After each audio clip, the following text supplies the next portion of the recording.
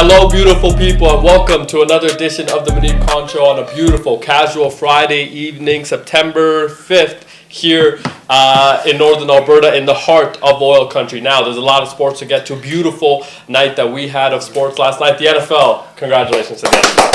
Back, baby. The NFL is back, and it has dominated the headlines this morning and last night. The Philadelphia Eagles and the Dallas Cowboys, banner night for the Philadelphia Eagles, and there was a rain delay. Unfortunately, that was a little bit tough. An hour and a half. I potentially did fall asleep during that time. Did get a little bit of a nap in because it was long. I was able to take my dog out for a walk. Yeah. When they actually put out the time, it was kind of cool because right when it happened, they said that it was going to be like 50 to 65 minutes or something like that. They were almost dead on. Yeah, by the way. I was like, I'm sorry, what? Why can't we get the weather like this all the time? Yeah, I thought that was a little bit interesting. Lightning, of course, was striking as well, so it was a kind of an interesting night. Now, before we get to the NFL, there was also another sport happening. That was the U.S. Open.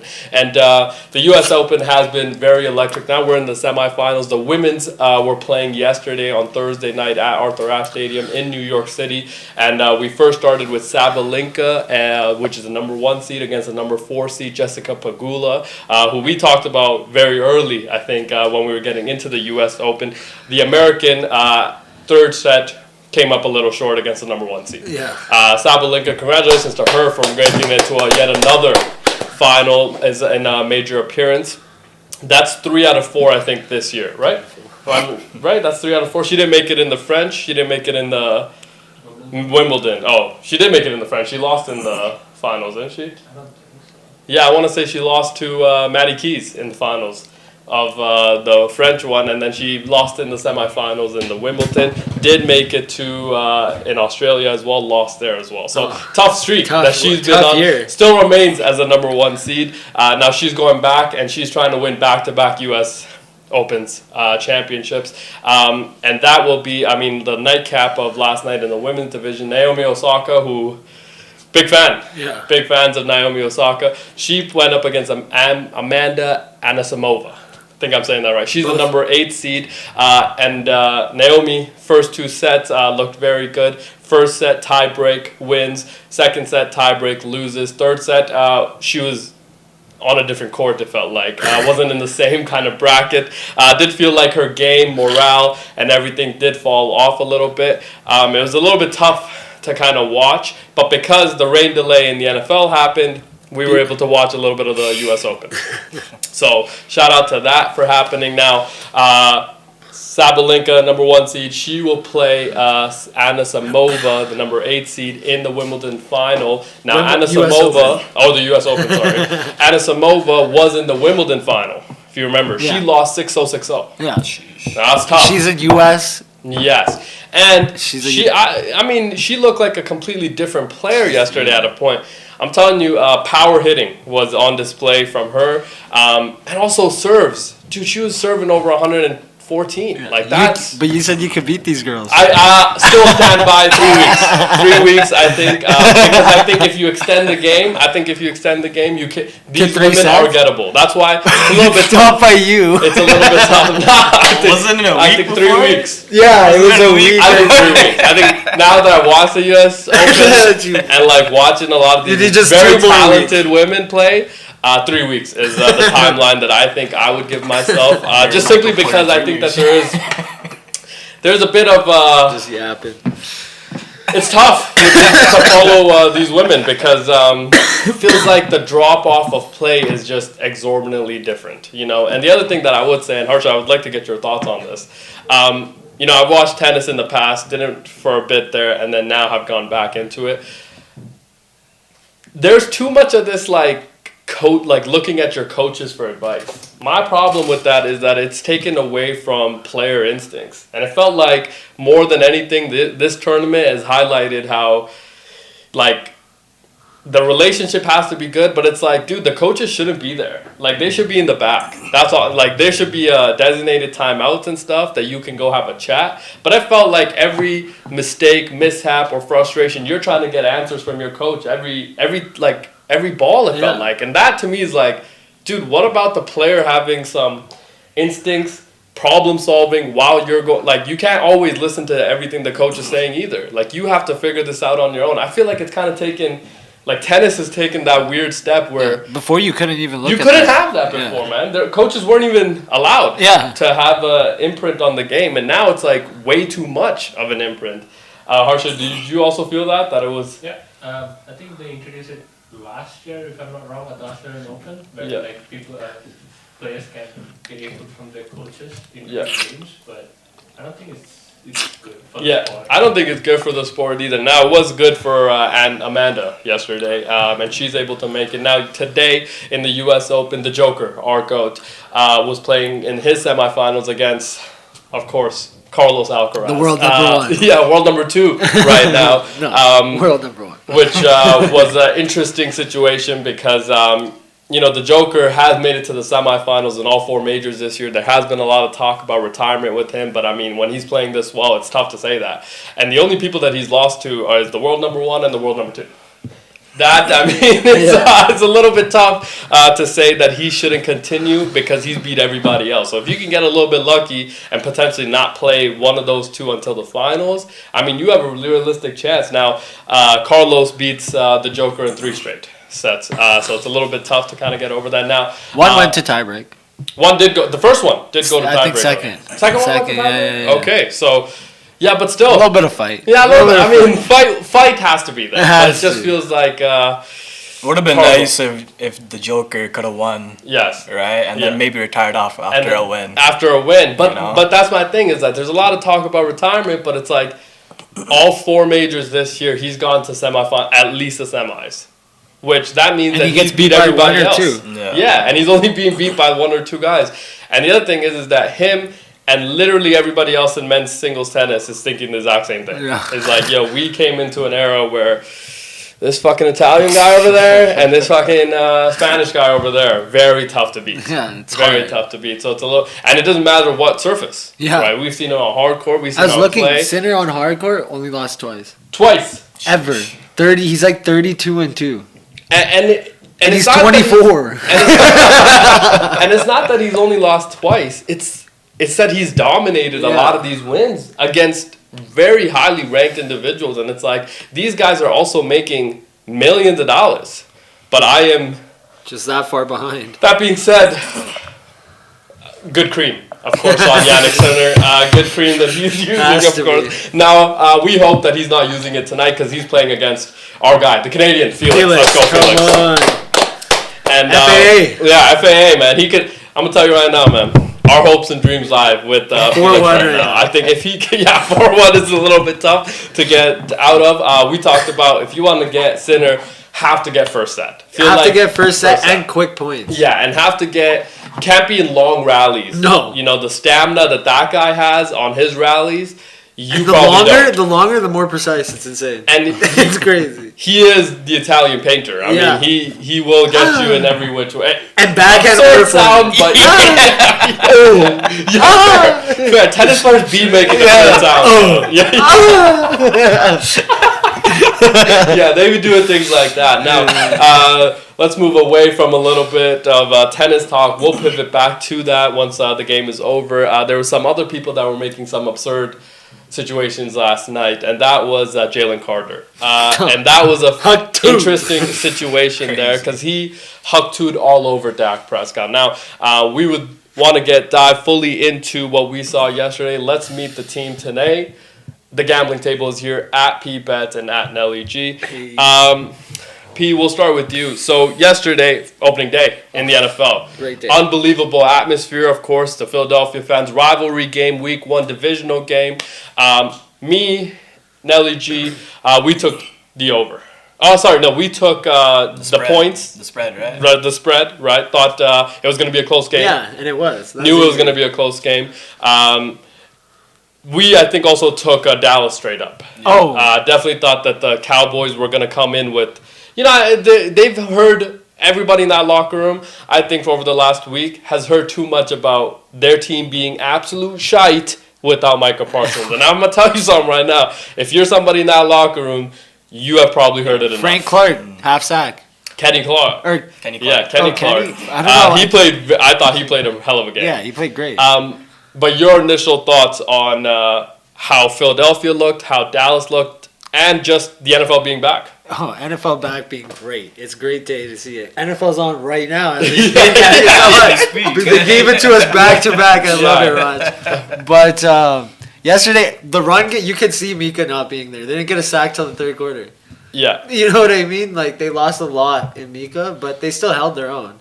And Philly just, I did not Saquon's still that guy. He's still I forgot. He's still that guy. He's breaking through tackles like about bing, bye, and gone. Not only Saquon, but Jalen Hurts. Jalen Hurts proving himself to be a top 5 quarterback.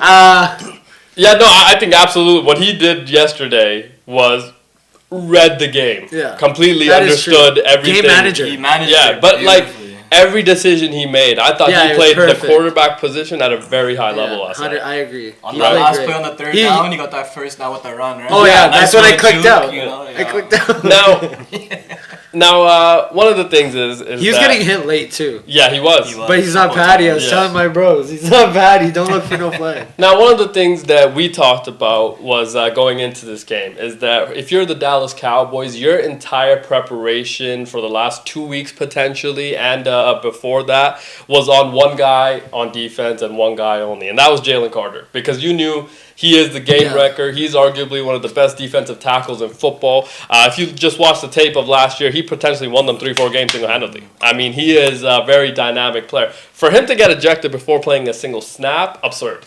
But it also lined up the game plan going in. That's why Javonte Williams came out and was able to run the ball right from the first on your drive. bench.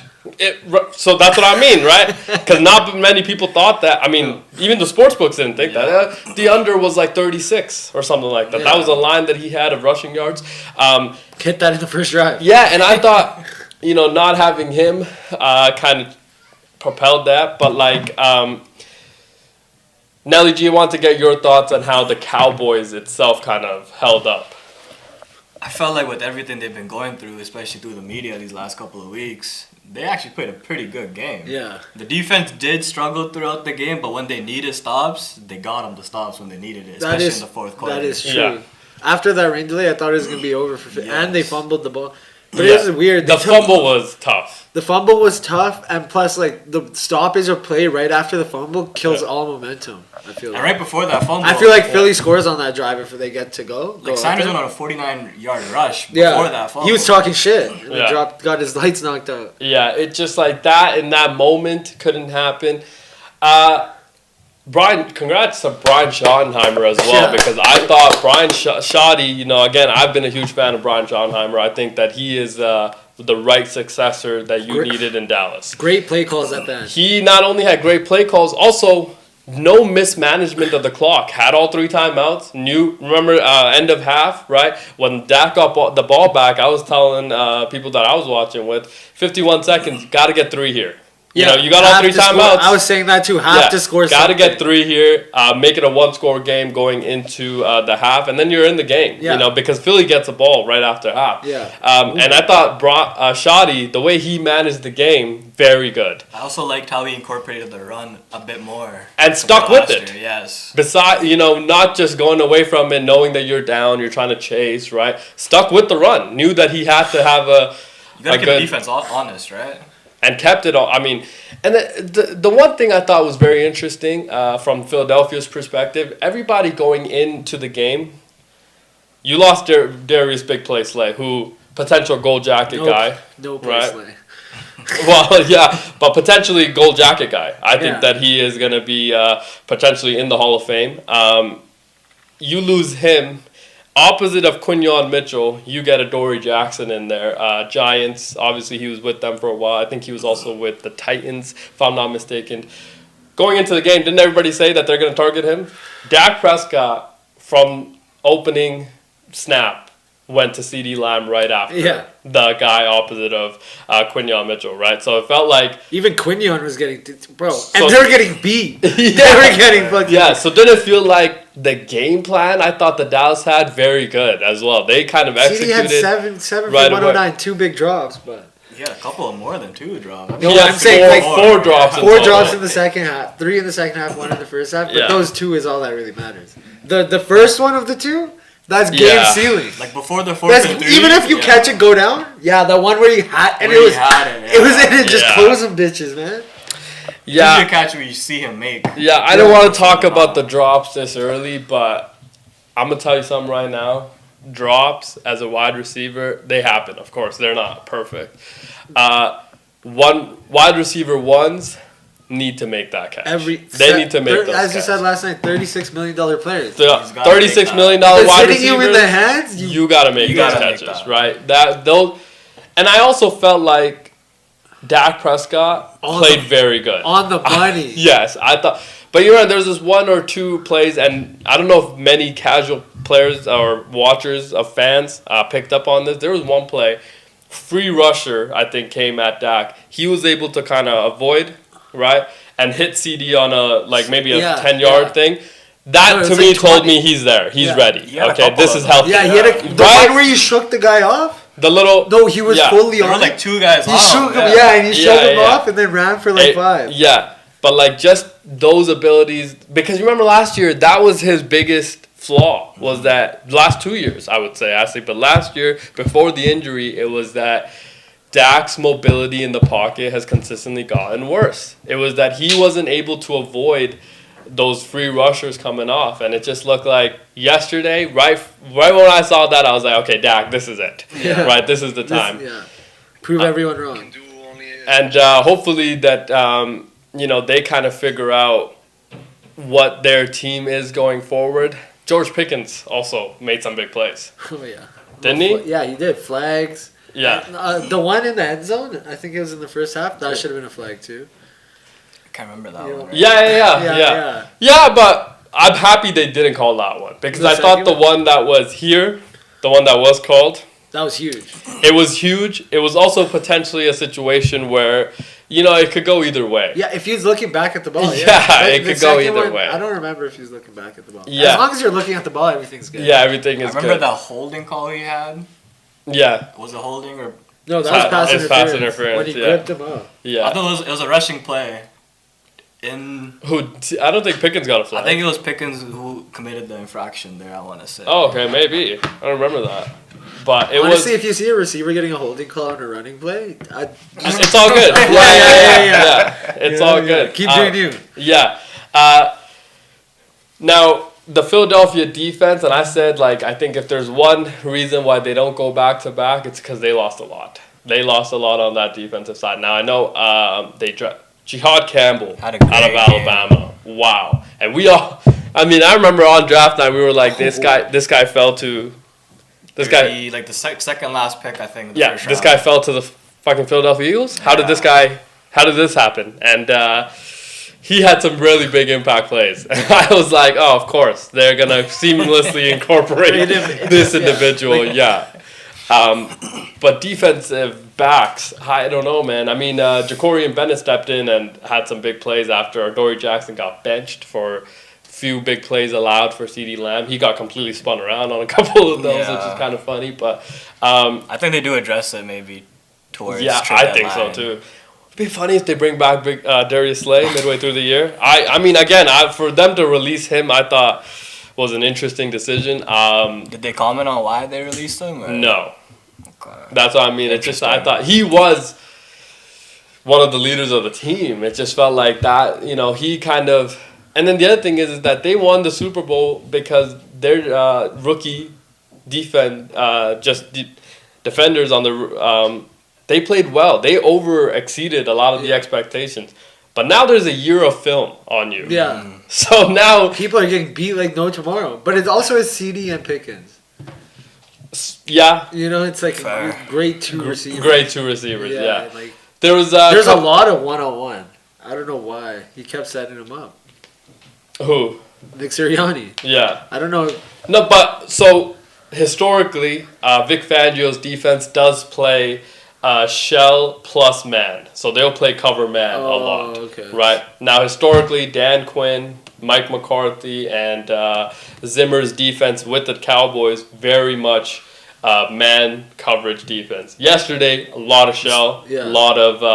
the one thing, Matt Eberflus, by the way, is their defensive coordinator. He comes in from being the head coach of the Chicago Bears for the last 3 years. Yeah. He comes in to be the defensive coordinator for Shoddy. The one thing that I never understood, and I didn't understand it from snap one, if there's one, Jaden Daniels, right, Lamar Jackson, Jalen Hurts, and probably Josh Allen, right, those 4 quarterbacks, what you must have is a spy. And for them not to have that, I thought was very interesting. Because, like, if you notice all the running plays that Jalen had, there was nobody looking at him. It felt like all the defenders were turned, trying to block or cover their offensive player. But, like, why is there not somebody watching Jalen Hurts? Second half or after the weather delay, they come out.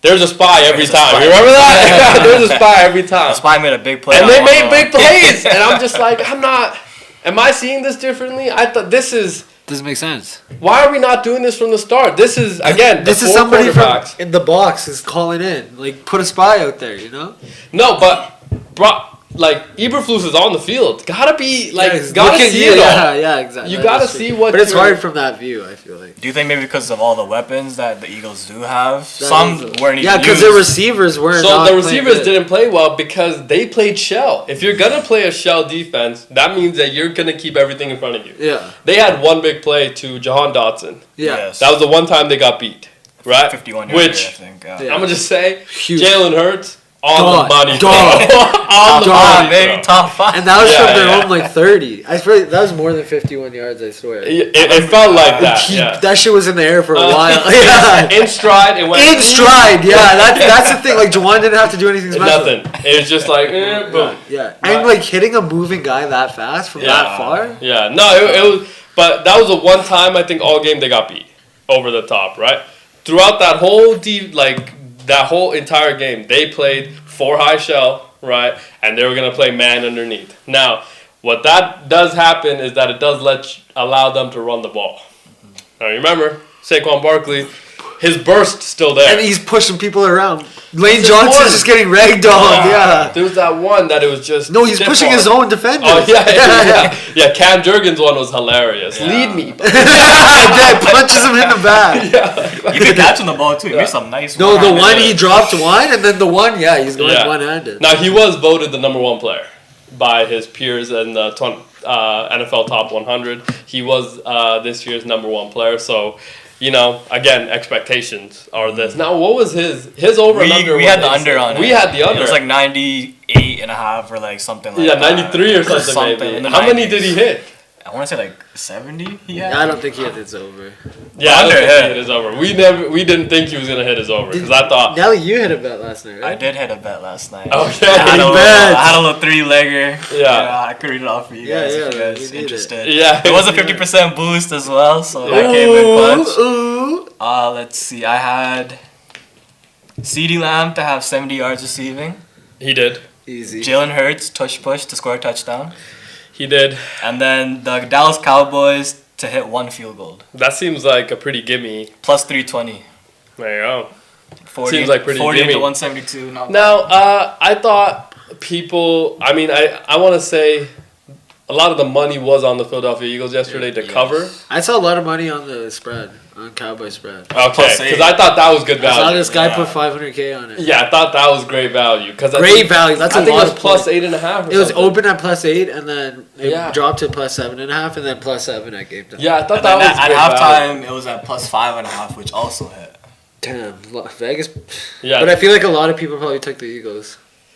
I heard that it was 62% that Yeah, took the Eagles money line. the Eagles money line. Yeah. No money in it. Like if there's There games was like a that. super boost yesterday. I saw You that could they double your boosted to money. 11 Yeah. to 100. Yeah. I just it was kind of interesting to see how that whole kind of played out.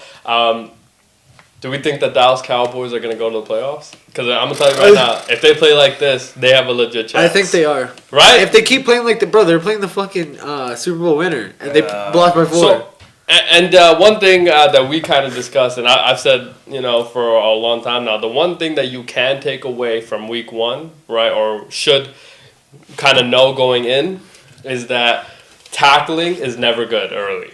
Okay, and we saw that yesterday, very apparent.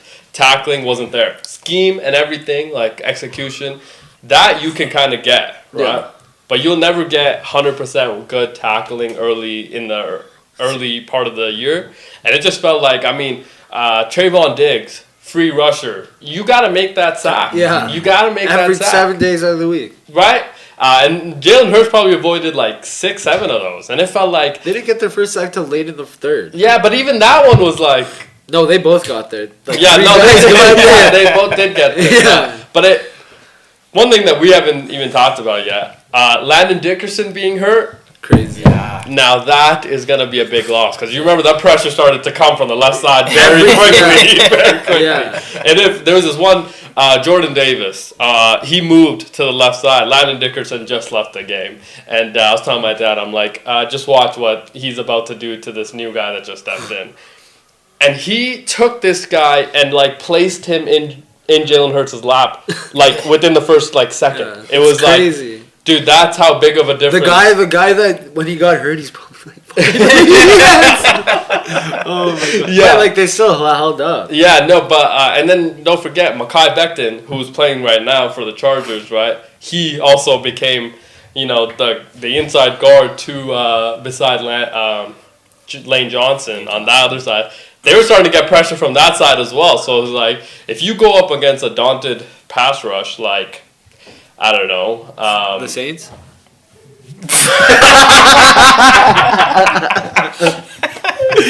I was thinking, but maybe. Cam Jordan? Yeah, Cam Jordan. Off the edge? Yeah, but he's probably going to go up against Lane Johnson the whole game, I would assume. Did you see the Falcon punch by the... Yeah. Yeah. Was that Tyler Guyton, I think? I don't know who it was, but he rocked him. Boom. Yeah, Left straight hooked him. no call. Yeah. CD, like, you just see CD catch the ball.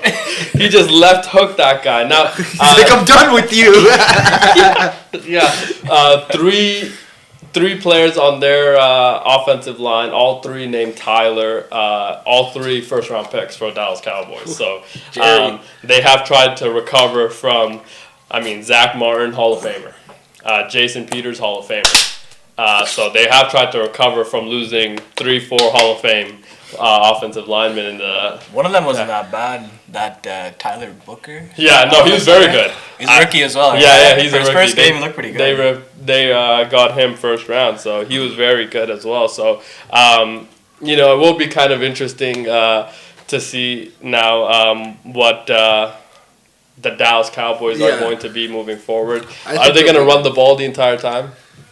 No, but they... Not as a CD. Because, if they get... But they can, though. But if they get 2020, 21 rookie year Javonte Williams, this could be a very good value for them. Yeah. If you can. Look, because they could be dirty. Yeah, because if Dak is able to do what he's and able to do... if Javonte can just get like 50, 60 yards a game, then it opens the pass up so much So because much. you have to commit to the You have to sell out for that. Yeah, that's what I'm The saying. entire offense is open. That's what I'm man. saying. As long as Schwartz, how do you say, Shoddy? Shoddy, yeah. As long as he fucking locks in, I think they could be good. And their defense is not bad. Like, Right, you paid your also defensive backs. And if you got them paid. if you got Barkley to hit his under, I think and thought- you lost Mika at the same time. I also think that the run defense after the rain delay played in really well. They better. played the run of both running backs really well. Also, totally forgot AJ Dillon was a part of we hopped on him like what? I was like, didn't he retire? Yeah, totally forgot. And he had a couple good runs too. Dude, that I guy. was Will Shipley before Yeah, that, so I was Shipley? like, AJ Dillon, what the hell? like, what? Like, where'd he come from? He Yeah. kind of looked like Barkley. Yo, he is Jacked. jacked. Yeah. Does he wear extra tight leggings? Didn't He's it look got- like that? Yeah, because Or maybe it's just the regular size, but he's just his Yeah. quads are they are huge. Oh my God, people say they're big. yeah. He was a quad father at the Yeah, point. quad father, And then, yeah. but man, Imagine that weight room. Did we know that this guy was a part of that? Signs a 1-year deal. I'm hearing Collinworth. Yeah. Yeah, he's like, signs a 1-year deal just this offseason. I'm like, where Yeah. was this? Yeah, Who heard about this? He's your fucking RB3. Yeah, I still thought he was on the Packers for some reason. I did too. I knew he wasn't on the Packers. No, I thought he was on the Lions. I thought he left the NFL to become a full-time streamer.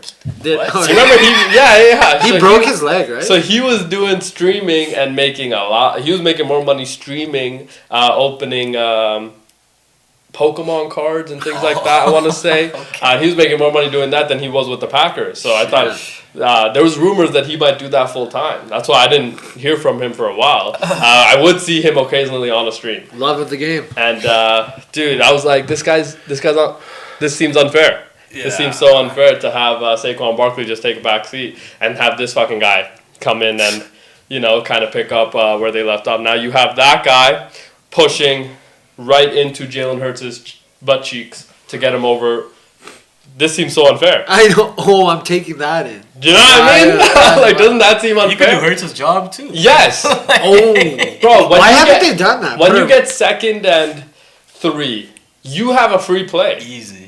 Because that you're going to get 3 yards. It was 1st and goal at the 3, and they're like, are they going to push it 3 times? I'm like, this is what it's come to. Yeah. Like, they could really score. Yeah, but that, again, I'm very happy that they didn't get disbarred from the owners. Remember, they had a vote, and it was voted down. Simply because only one team can do it. Sorry, they figured it out. They got the quarterback who's squatting fucking like 700 pounds. And the offensive line that's getting low. Yeah. They're getting super low. And they're down to just eat the dirt. And he meant to eat the dirt. Also, has to be one of the most uncomfortable positions. Yeah, did you not hear Jason Kelsey talking about it? He's like, you're just at the bottom. You don't know what's going on. You don't know what's going on. And there's 1,000 pounds on top of you. Yes! How are they not dead? How are you not let's not run this? Let's go. Yeah, and if it gets you 7? If it gets you 7, no, I get that, but it's just getting you first downs. Yeah. So regularly, it's getting you first downs like this. And at a point last season, they're abusing it. Oh, have to. Have to abuse it. In the playoffs, it's bad. Yeah. And then you remember 3rd and 3s are too. Yeah, but you remember in the playoffs, Josh Allen tried the tush push short. Yeah, and then the Chiefs, right? Yeah, unfortunately, that's how it is. So it is kind of. Very happy that they did not get rid of it, and they're still able to do that. But I thought it was kind of funny to see how that would play out. But Kenny Clark had a pretty good game. Yeah, and he had a couple. They talk about stopping the run. He had 3 or 4 tackles right at the line of scrimmage on Saquon Barkley and Shipley, I think, as well. Had a sack. Half a sack as well. So he came up in clutch moments. Yeah. And then now you have to play a pass rush by committee. Now there was holes obviously in that because Jalen Hurts to start the first half pretty much in entirety had entirely too much time in the back. And now you're thinking it would be great to have Micah Parsons. Yeah. It'd be great to have somebody that could just fucking 5 seconds is too long. He's holding the ball too, so I felt like there was a lot of that, right? 5 seconds. But Dak was holding the ball for a while too. Yeah, but then he wasn't. Yeah, there was moments where I'm like, yo, offensive line, you can't get beat this quickly. Yeah, you cannot get beat. Yeah, sometimes he gets the ball, that one play, miss snap, looks up, there's a guy in his face, and then he throws it. Idiot, he throws it. Yeah, hits it. Quinyon Mitchell gets 2 hands on the ball, drops. Yeah, drops it. That would have been game over. Yeah, right there. There's a couple. There's 2 of those on that last play. Yeah, on the last I also thought Dak. As well of a game that he had, I thought play calling was very good. I thought he played incredibly well in the pocket, outside the pocket, off timing as well. He made his own kind of plays. He had almost 0 bailouts. I thought Ferguson got to catch that ball. Right? Got to catch the ball. That's there. Right? There was one that was kind of short, but the other one... The one that was short, right? That one, Dak gotta float that a little bit more, right? Half a yard, maybe a yard more. Gotta float that ball a little bit more, right? Still catchable. You still gotta, again, quarterbacks need their receivers, tight ends, and all that. Pass catchers in general gotta have some bailouts. Gotta have some bailouts. And there was that last drive. I can't remember if it was the other. Stonemaker, maybe? Stoonmaker? Is that the one where you got absolutely destroyed in the end zone? No, that one have to come down with that as well. That's 100%. That one you have to come down. It was in his that's in your breadbasket. What do you think about the flag? I didn't like the flag. Because I understand what you're saying. If he catches it, it's on flag. No, I think it might because he went for his head, low key. But that's what I mean is that if you're saying that it's head and neck contact, that's why it's a flag. I can see that. But he led with his shoulder and he hit part of your that cannot be a And flag. he had already touched the ball at that Yeah, point. man, So that once cannot the be receiver a- touches the ball, it's free. Yeah, the call was that he was Then he's- defenseless. That I disagree with. I think I that thought it was unnecessary roughness. no, the call Okay. was defensive receiver. I'm like, Unnecessary roughness, I can see. yeah, Because he kind of went for his Yeah. head. Because Yeah. he knew, because Ferguson went into the catch on his knees. You know what I'm saying? but that's on you. No, that's on Ferguson, I understand. Yeah. But you, at that point, why are you, going into his head? But he's it's such Okay, a wait, split second decision. question. though. Do you think Ferguson dropped that because he gave that pressure? Yes. Because he was, right? So then what do you do as a defender there? That's what I Yeah, it's so tough. I think It's so tough. I thought that call was super unfair to Well, the you just- defender you- because yeah. if you think about it, the defender, what you have, 0.3 of a second Yeah, to you make see the that ball in decision. there, yeah. No, it's not even because there's one guy on his hip, so you're trying to Yeah. bat the ball or whatever, right? But the other guy that got the flag that's running in, he's thinking, yo, if he's gonna make this catch, I'm gonna hit him, jar the ball loose. Yeah, Right? that is He true. has that time. This guy goes on his knees to fucking catch it. That's not him. He didn't tell you to Bro. do that. He didn't. Well, Dak put it in the perfect spot. He put it. Bro, that's in the bread basket. In the yeah. In the bread No, but basket. that other guy who a Blankenship, I think. Yeah. What's that? Yeah. I think so. Yeah. He freaking he scared the daylights out of him. Yeah. Obviously. I didn't like that call. I know Nick Sirianni. I thought that was the only time he got animated that entire game, which I thought was brilliant. He was composed that entire game. That was the one time he was animated. That Yeah. flag was It's just didn't like 50-50 that. though. It is It could go 50-50. either way. I can see it. It's just you set a bad precedence, The other one was no fun league, of course. Nolan Smith Yeah. that got the taunting flag 15 yards. It's like, Oh, there was one of those. He yeah. started flexing on the guy after Yeah, bro, he makes the tackle for loss as well, Yeah, right? that Tackle was a for big loss, tackle. tackles him in the backfield, right? Stands over him, walks away. An eagle, that right? was 15 yards. An eagle, Yeah, Nolan Smith, linebacker for the Eagles, yeah. obviously. And it's like, That wouldn't happen in Jerry's world.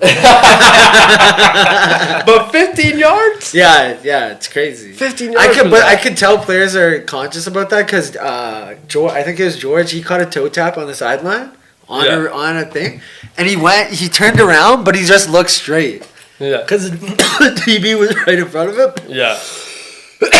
But he made sure not to look at him when he was celebrating. Yeah. I could tell. Yeah. You turn around, you're gonna talk your shit, but he turned around, then turned quarterback the other way, and then Yeah. celebrated. It's everybody got the memo Yeah. that this is now where Serious. the NFL is going to draw the line, and you cannot make this decision, to be getting taunting calls all the time. But it will be kind of interesting to see. Before you go, your pick for tonight's game and potentially Tonight's game, I think Chiefs by whatever they want, however they want. They're down right now. They're down Yeah. right now. And I need Pat Mahomes to have a fucking amazing Good game. game, fair. Because Dak for Randy fucked up. yeah. So if Pat just drops 10 at least, I'm Yeah. chilling. There is some worthy news off this game. Xavier Worthy went back to the locker room after the first possession. Oh no! First possession. He's starting for me. No. Destroyed. Oh, yes. Don't you have Javante Williams on your bench? Yeah, that one was tough. And then one game this weekend, Sunday, because we won't be back until Monday night. Yeah. One game on Sunday that you're potentially looking forward to the most. Bills Ravens. Bills Ravens Sunday night football. Nightcap. Can't wait. Carrie Underwood. Easy. Yeah, Carrie Underwood to kick her off. yeah. That's and what who I'm- do you have in that game? I think the Marvelous. you have Buy Lamar. whatever you want. Is Lamar's a few favorite? I think the Ravens are a slight favorite. I want to say in that We're game. a couple. Yeah, I last wanna- time we were up. But it's in Buffalo. I think that has It's to be in mentioned. Buffalo season opener, but Season opener. this guy cried during watching Sinners, Josh Allen. Do you see that? I did see that. That's tough. That's a tough look. It was a very tough look, I will say. Also, the internet did not go like. I didn't see the comments. Oh, you missed out on the X Yeah, last they were night. letting him know. They Have let you him seen the know. movie? Yeah. I didn't get to There's see a the movie. scene where she's propped up. Yes. So that picture. Oh my Yeah. god! Yeah. Oh, that's Yes. bad look. Yeah, it was a bad look. Well, maybe ball just go crazy then. They said that that's the image that Josh Allen was crying to, and it was that look was not good. That's so fun. I don't want that to be the leader of my team either. But No, but maybe he just goes off now. Yeah. 300 Might club. be worth it. No, the odds have changed again. The Ravens are even more favorites as. Yeah, I'm gonna take the Bills. Gotta take the Bills. I'm gonna take the Bills. But you think the Ravens are gonna win or no? No, not anymore. Not after anymore. that. He's gonna have to go off. Yeah. To have any self-worth, he's gonna have to go off. And again, the internet has let them know, so we'll Yeah. be. You guys have a good weekend. Can't wait for the NFL. It's gonna be super electric. Now this game that we're watching, I don't know if you saw, a lot of people unhappy that this is happening as a divisional game in Brazil. In Brazil. Yeah, didn't Jordan Love get hurt last year in Brazil? Yeah, but that wasn't at least a divisional game. Yeah, that wasn't. This being a Same divisional game conference, means but- so much more. Yeah. And them having the first game of the year in Brazil, it's like, why would we? I mean, you got Neymar in attendance. if that's any consolation. I don't know if it is, man.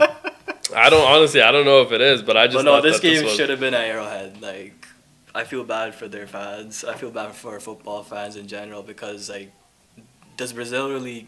Do they really care? I'm uneducated on. I that. understand the expansion of global expansion of the NFL and doing. Completely agree with it as well. Think that you need to have games overseas. Okay, I'm not saying that.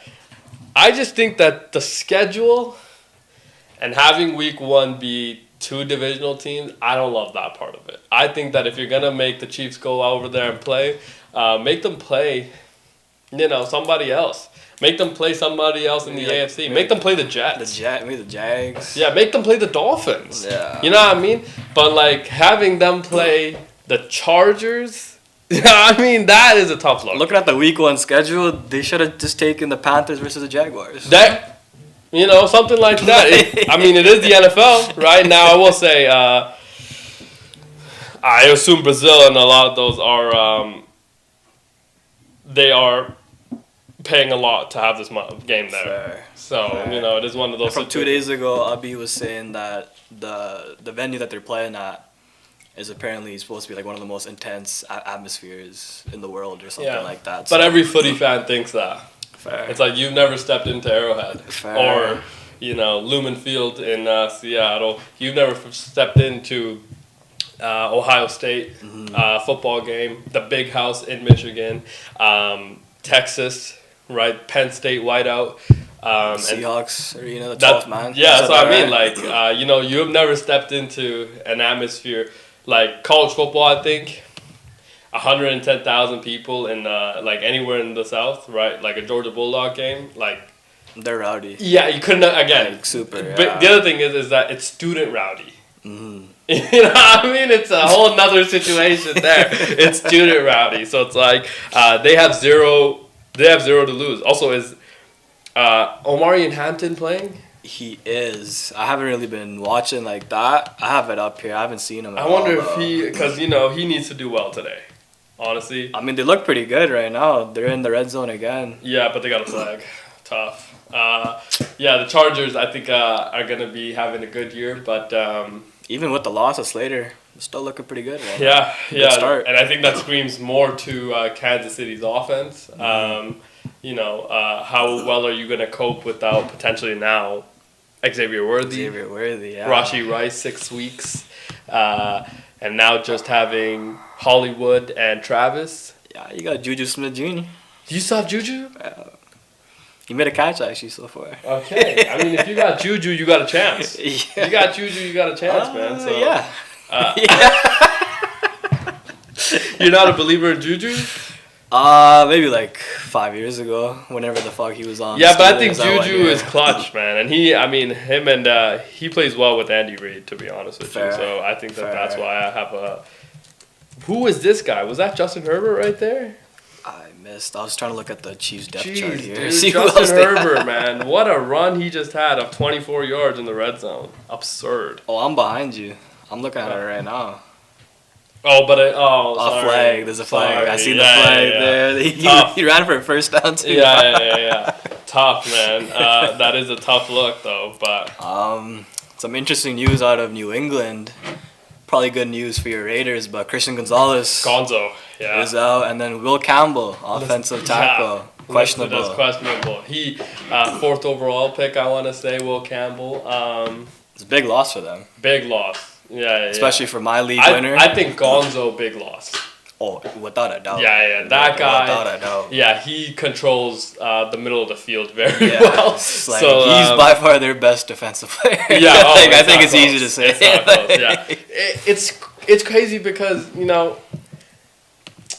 there was that one season where they went to the playoffs with Mac Jones. They had red sleeves, Matt Judon. You remember he had like 12 and a half sacks season. He was good. Right? And he was, again, playing pretty well, but Bill wouldn't pay him. And then he, plays on the front or the tag or whatever, or plays for the minimum. And then Bill gets fired, and then they ship him to Atlanta, and now he's with the Dolphins. And they haven't found... I think their best pick in Bill's time, Christian Barmore, defensive tackle and D-end from Alabama. He was part of the dynastic run that Alabama had. He tore his knee first year. Right. So he's still coming back. Very impactful player, though. Okay. So I think, if you're going to watch, maybe he's going to have Mike Vrabel, But I think the one silver lining is that even though you don't have incredible players right now, for us as casual fans, we believe Mike Vrabel is going to get the best out of his defense. Oh, without a doubt. Scheme and just like putting players in position to succeed. Mm-hmm. Like scouting well, seeing what remember Zach Bond yesterday, by the way. He was arguably one of the best defenders last year. Was in top 5 in defensive player of the years, right? Yeah. Did 2 years ago, never played inside linebacker, right? Ever in his career. Not in college, not in, right? Was only on special teams, okay? And only played defensive end occasionally. He gets into the Philadelphia system, and Vic Fangio, right? He moves them to inside linebacker, best inside linebacker in football. So it's like, I think one of those situations in New England where it's like, Vrabel, what he did with that Tennessee defense. You remember that defense? Yeah. When they won those 11, 12 game seasons that they were having, that defense, very good. Obviously, he had Jeff Simmons in the middle as well. That was having electric years, but I think with the Patriots, I don't think the defense is I don't think you have to question the defense. The defense will perform. I feel like it's all on the offense. Kendrick Bourne, though, you saw that? Yes. He's not gonna be there either. He's not gonna be there either. That was your entire wide receiver core. Do they have Kyle Williams? I want to say he's a rookie. Kyle Williams. They were pretty high on him in training camp. Kyle Williams. That name doesn't sound familiar. Kyle Williams. On the Patriots. He played at Washington State, I think. Wazoo, okay. But yeah, he's ready for the opener, so maybe, I think the receivers they need to work on. Bringing in Stephon Diggs is a big help I Drake, forgot Steph Diggs is there. Cardi B. He's going to be very good. He's going to be very good. That's going to help him out, and then having 3 running backs. It's not bad. I don't know if you saw the Stephon Diggs interview that he just recently did addressing the media about the relationship he wants to build with the New England media and things like that. Very class act. I thought that he was very straightforward, how he wanted to do his job and how he assumes that this relationship between him and the media will go. Mm-hmm. And I thought, eloquently put who he is and who he wants to be in the New England Patriots arena. Felt like a leader, I thought, talking right there. And I felt like if you're, a young cat in New England, that seemed like a pretty good thing to hear from one of your guys. It also felt like it was written by ChatGPT. Potentially. Maybe his PR team's putting in work. Yeah, that's true. That is true. Potentially could have been ChatGPT. Because there's a lot going on with his... Is he still with Cardi B? We don't know. I mean... Because there's a lot going on with her in trial and stuff, getting sued for 20 mil or something like that. Yeah, so it's you don't want to bring all that nonsense into the locker room. Especially in that locker room. Because I'm going to tell you something. New England fans, as much as we say, they have been spoiled for a long time, obviously, with the dynastic run for 20 years. Harsha, I can't stress this enough. 20 years they dominated one sport. For 20 straight years. Are you taking that in? You know how hard that is to do in one sport? This one team and this 31 other teams and this one team dominated for 20 years. Okay? One coach, one quarterback. Okay? They kind of linked up. They dominated for 20 years. The fan base, very spoiled, okay, because you were good. In 20 years, they went to 10 Super Bowls, right? Yeah. They went to 10 championships in 20 years. That's how dominant of a run they had, okay? So, very spoiled franchise, right? Very spoiled fans. Now, since the departure of Tom, and they've been in a situation where, they understood what the team was, kind of in a rebuild, right? It's been 5 years. Yeah. It's been 5. This is their 6th year. Now they've gone very impatient. Okay, now this is a time where it's like, this is not the fucking New England Patriots. This is the New York Jets. That's what it looks like, right? This is what they're saying, and they're again.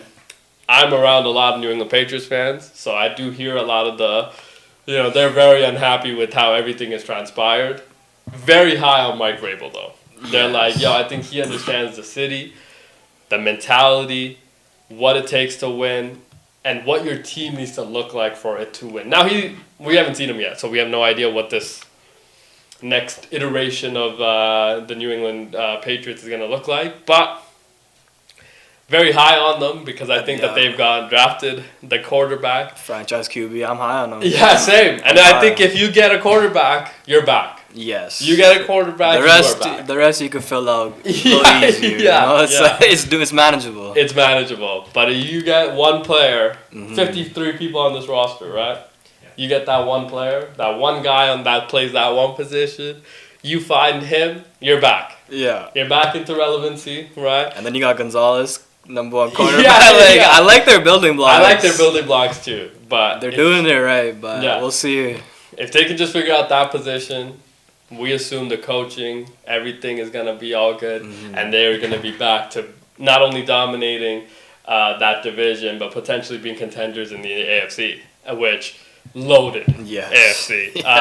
You think the Chargers are going to be contenders this year? No.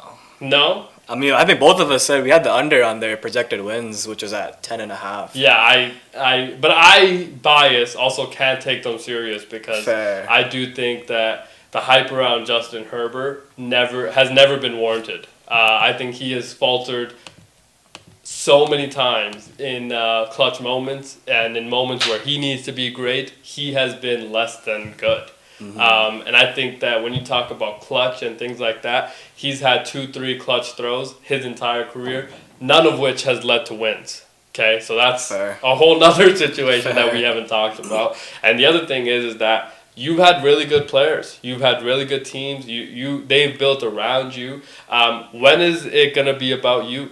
When is it? We've all heard about the talent. We've all heard about being 6'5", tall, can make every throw, tough guy, has been able to take a lot of hits and move in the pocket, able to run with the ball and do everything.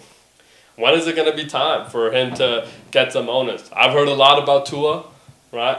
I've heard a lot about Trevor Lawrence and his inability to deliver. I've heard a lot about some of these other quarterbacks. It's like, I feel like the conversation around Justin Herbert is not nearly as staunch as it is on other quarterbacks. Same thing with Kyler, right? I think a lot of conversation around Kyler and him not being, good and all this, but it's like they've accomplished literally the exact same of nothing. They've accomplished the same amount of nothing as each other. And it sucks for them because you see young studs like Jaden Daniels, CJ Stroud come into the league, and they already got playoff wins under their belt within the first 2 years of their careers. With lesser teams. Yeah, fair. Yeah. If you look at the Chargers, they had a number one rusher, right? In Austin Eckler. He got the triple crown in rushing. Most rushing yards, most rushing carries, and most rushing touchdowns in that year, right? Incredible offensive line. Their wide receivers, Mike Williams and Keenan, right, were both 1,000-yard receivers that year. Defense was playing well with Joey Bosa and Derwin James, and those boys were playing really well. But, it's like... Those teams struggle with health, I feel like. No, those teams struggled with coaching, and that you cannot change. That as well. Right? Was that Kellen? Was Staley. Brandon Staley. Yeah, unfortunately for Brandon Staley. But, it's again, you have to win those. Like, what are you doing to make everybody better? And I just feel like the conversation around Justin Herbert has never been staunch enough. Like It's never been about him. The two biggest things that I've heard from him is A, dating Madison Beer, and B, him being his backup career was like being a part of NASA or something like that. Yeah. Those are two biggest things I've heard from him about this guy. Yeah, and it's just like, again, I mean, I just don't understand where this hype came from, and it's still there. Like, it's not like it's died down. I don't think he's a bad quarterback at all. Oh, again, very capable quarterback, right? But so is Kyler. And Trevor and Tua, and and we might say that Justin is better than all of those guys. How? Yeah. Show me the metrics where it's better. Especially that last playoff game he played. Yeah, you lost to CJ Stroud. Like, yeah. Right? But it's like, show me the metrics on how you're better. That's my only point. It's like, I don't understand that. Yeah, I agree with that. It's like, if I'm watching just gameplay and you tell me that he looks like a better quarterback, fair, I'll give you that, right? But like, the results don't match that, And I just think, and now you got Bo Nix as well in your own division, who a lot more people are high on. It's like, Bo Nix can be similar to Justin Herbert, but have wins, So it's like, how do you kind of tough times for the Chargers? Now I do think Jim Harbaugh, right person to hire. Now he loves Herbert. Yeah. You remember that whole, he dreams about Justin Herbert. You remember that whole interview? You saw that interview. He's like, I was dreaming about Justin Herbert. And everybody said, that is the coach we want. That is the leader of men I want in my building. And they got him. And he's living, SoFi Stadium and the practice facility for the Chargers. He lives in a camper van. Oh, shit. Yeah. So he lives just a minute walk from the training facility. So he is very in on trying to completely rebuild that building, that franchise, and the culture. Now, first year, Jim Harbaugh, I thought culture was getting settled. Yeah. He was building. Second year, Jim Harbaugh now, gotta win, man. Now is the time again, gotta win. Off to a great start. Yeah, but winning it cures everything. 100%. Right, gotta be able to win in they need at least one playoff win this year.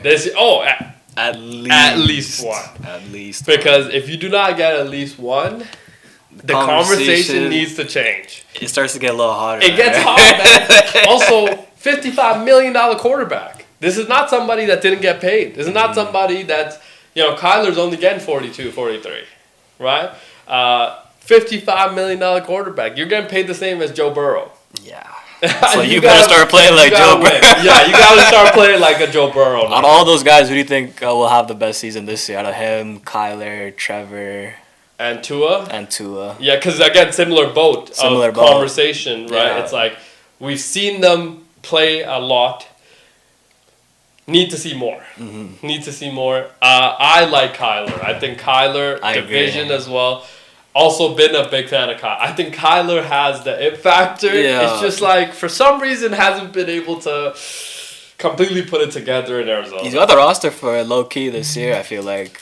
My only problem is that offensive line hasn't gone exponentially better. And if you're going to draft a Kyler Murray, you got to work on that side of the ball, man. I love his weapons in Trey McBride.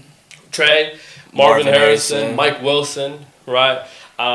Good running game as well. You got two good running backs behind you. So you got two good running backs, plus a Kyler, right? Let's not forget. Who could also run the ball. That's what I mean. So good running game with Kyler as well. But again, there's something about, I don't think the offensive line is nearly as good enough, especially when you're playing in that division where, you remember, Seattle has sold out to get better on that side of the ball. Every pick that they've had is to address defense, right? Hiring Mike McDonald from Baltimore, defensive head coach. So they've addressed that, right? Kyle Shanahan and bringing back Bob Saleh, that defense is going to be pretty good. And Sean McVay and that defense is going to be very good. So it's like, you going up against that 6 times a year. Have to be good offensive line. And then, everybody else that you play is like in the NFC and things like that. Yeah. I think the offensive line and the defense, for me, is not nearly good enough. I think you don't have a daunted pass rush on any side. Yeah. Right? You have one elite player, Budda Baker. And everybody else on that side of the ball, yeah. So it's like, to me, they're a bit stout. But if there's hope, it's because Kyler is still your quarterback. You know, that's the only reason why they have hope. And that's why I come from. I think Trevor as well. A lot of pressure though. So that New coach maybe might help out. Yeah. Good weapons though too. I mean, if you look at Travis Hunter, Brian Thomas Jr., Tank Bigsby, and Travis Etienne, and Brenton Strange as their starting tight end. is it not Evan Ingram? No, he's on Denver now. Denver, yes. Yeah, so I mean, Strange could be a good tight end as well. Don't seem that confident on yeah. I have seen him play. Now he has made some pretty good catches for Trevor, but it's like, is he going to be good blocking tight end? From what we have understood. Now Liam Cohen, good tight end user as well. I remember with Tampa last year, but he does have a good offensive system. Yeah. But I think a lot of pressure of just Trevor showing us that you're the guy. I don't think by any means that Trevor needs to be very in the conversation of elite. I think Trevor needs to show us that he has the potential to be again. Do you know what I mean? I think he needs to go ball out. I think he needs to go ball out, but that team's not going nowhere, man. How is he gonna go ball out? He needs to the eye test, it needs to be proven. That's what I mean. That's what I mean. If he's making the right reads, and he's going through all of his reads, making the right decisions, not throwing that many picks, I feel like I need to see. He needs to pass the eye test this year, for sure. No, for sure. Has to be eye test, $55 million worthy of an eye test this year. No, I couldn't agree more. I think that he needs to be that. But winning is going to be hard. That's my point. Agree. Is that I think winning is going to be hard. But in that division? Yeah, potentially. You never know. Yeah. But dude, that defense sucks. It's so bad. That defense sucks. They have no pass rush. Who was that guy they took with the first pick a couple years ago? Trayvon Walker instead of Aiden Hutchinson. Yeah. How's he been looking? I mean, not Aiden Hutchinson. Aiden Hutchinson on one leg, I would take. It's better, Trayvon Walker. Yeah. Now, no disrespect to Trayvon, because I think he is a very good pass rusher. But is he in the conversation of elite? I don't think so. So he's in the serviceable conversation. Potentially serviceable, yeah. Like he's gonna be a one-time Pro Bowler. Yeah, and day one starter, which is hard to do. So it's like, could see them kind of, but maybe this draft class is gonna be the reason why they turn it around in Jacksonville. But it is Clown Town. It is Clown Town. But Shad Khan, Shadbite could figure it out. Duval. Let's take a break. We'll be back in a short break and then talk some foreign football and tennis. See you soon. Peace.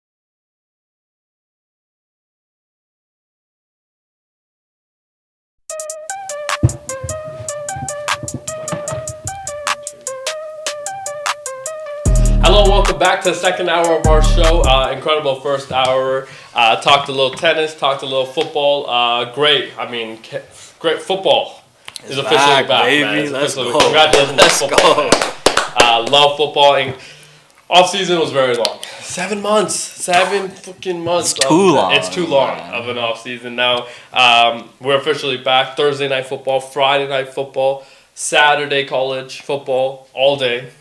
Sunday all day, Monday night football. Let's go. I mean, football has kind of dominated just the sports kind of world. It's bringing a tear to my eye. Right?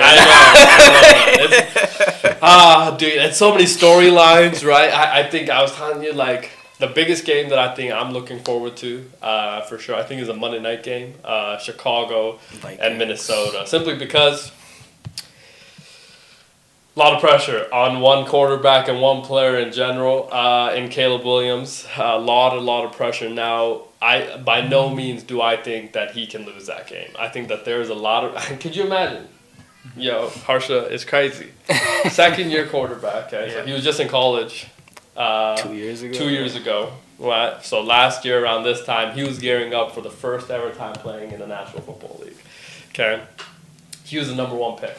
That means that he was crowned a position that you are the savior of an entire city and lineage of our franchise. Now the problem with Chicago is that Chicago is one of the 4 major cities in the United States, right? Yeah. A lot of pressure, okay? But that franchise of the Bears has been shit forever, okay? They've been shit for what, 50 years? Yeah. Okay. Yeah. Now this 22-year-old is supposed to come in and completely turn it around and save your franchise and rewrite history. A lot of pressure again. A lot of pressure, man. A lot of cameras on you at all times. Last year he came out and wasn't great. Didn't live up to the expectations as a whole. Now head coach that he had fired. They said, You can't fucking do your job. Get out of here. Get out of here. Okay. Now, new head coach steps in. And now they're playing up against a guy also in the same draft class, was picked 5 picks after him. But this guy tore his knee before he could ever play in the NFL last year. So he's technically going into his first ever year. Fair. Okay. Yeah. Same division as well. So now it's a rivalry game, right? And, again, new coach, a lot of expectations for Caleb and Chicago, and you step in, and they've tried to do everything right by him to give him the perfect team to succeed. Remember last year when he was getting drafted, they said, and I quote, everybody in the national media said, nobody ever... Okay, ever. Now, the NFL is 102 years old now. Okay?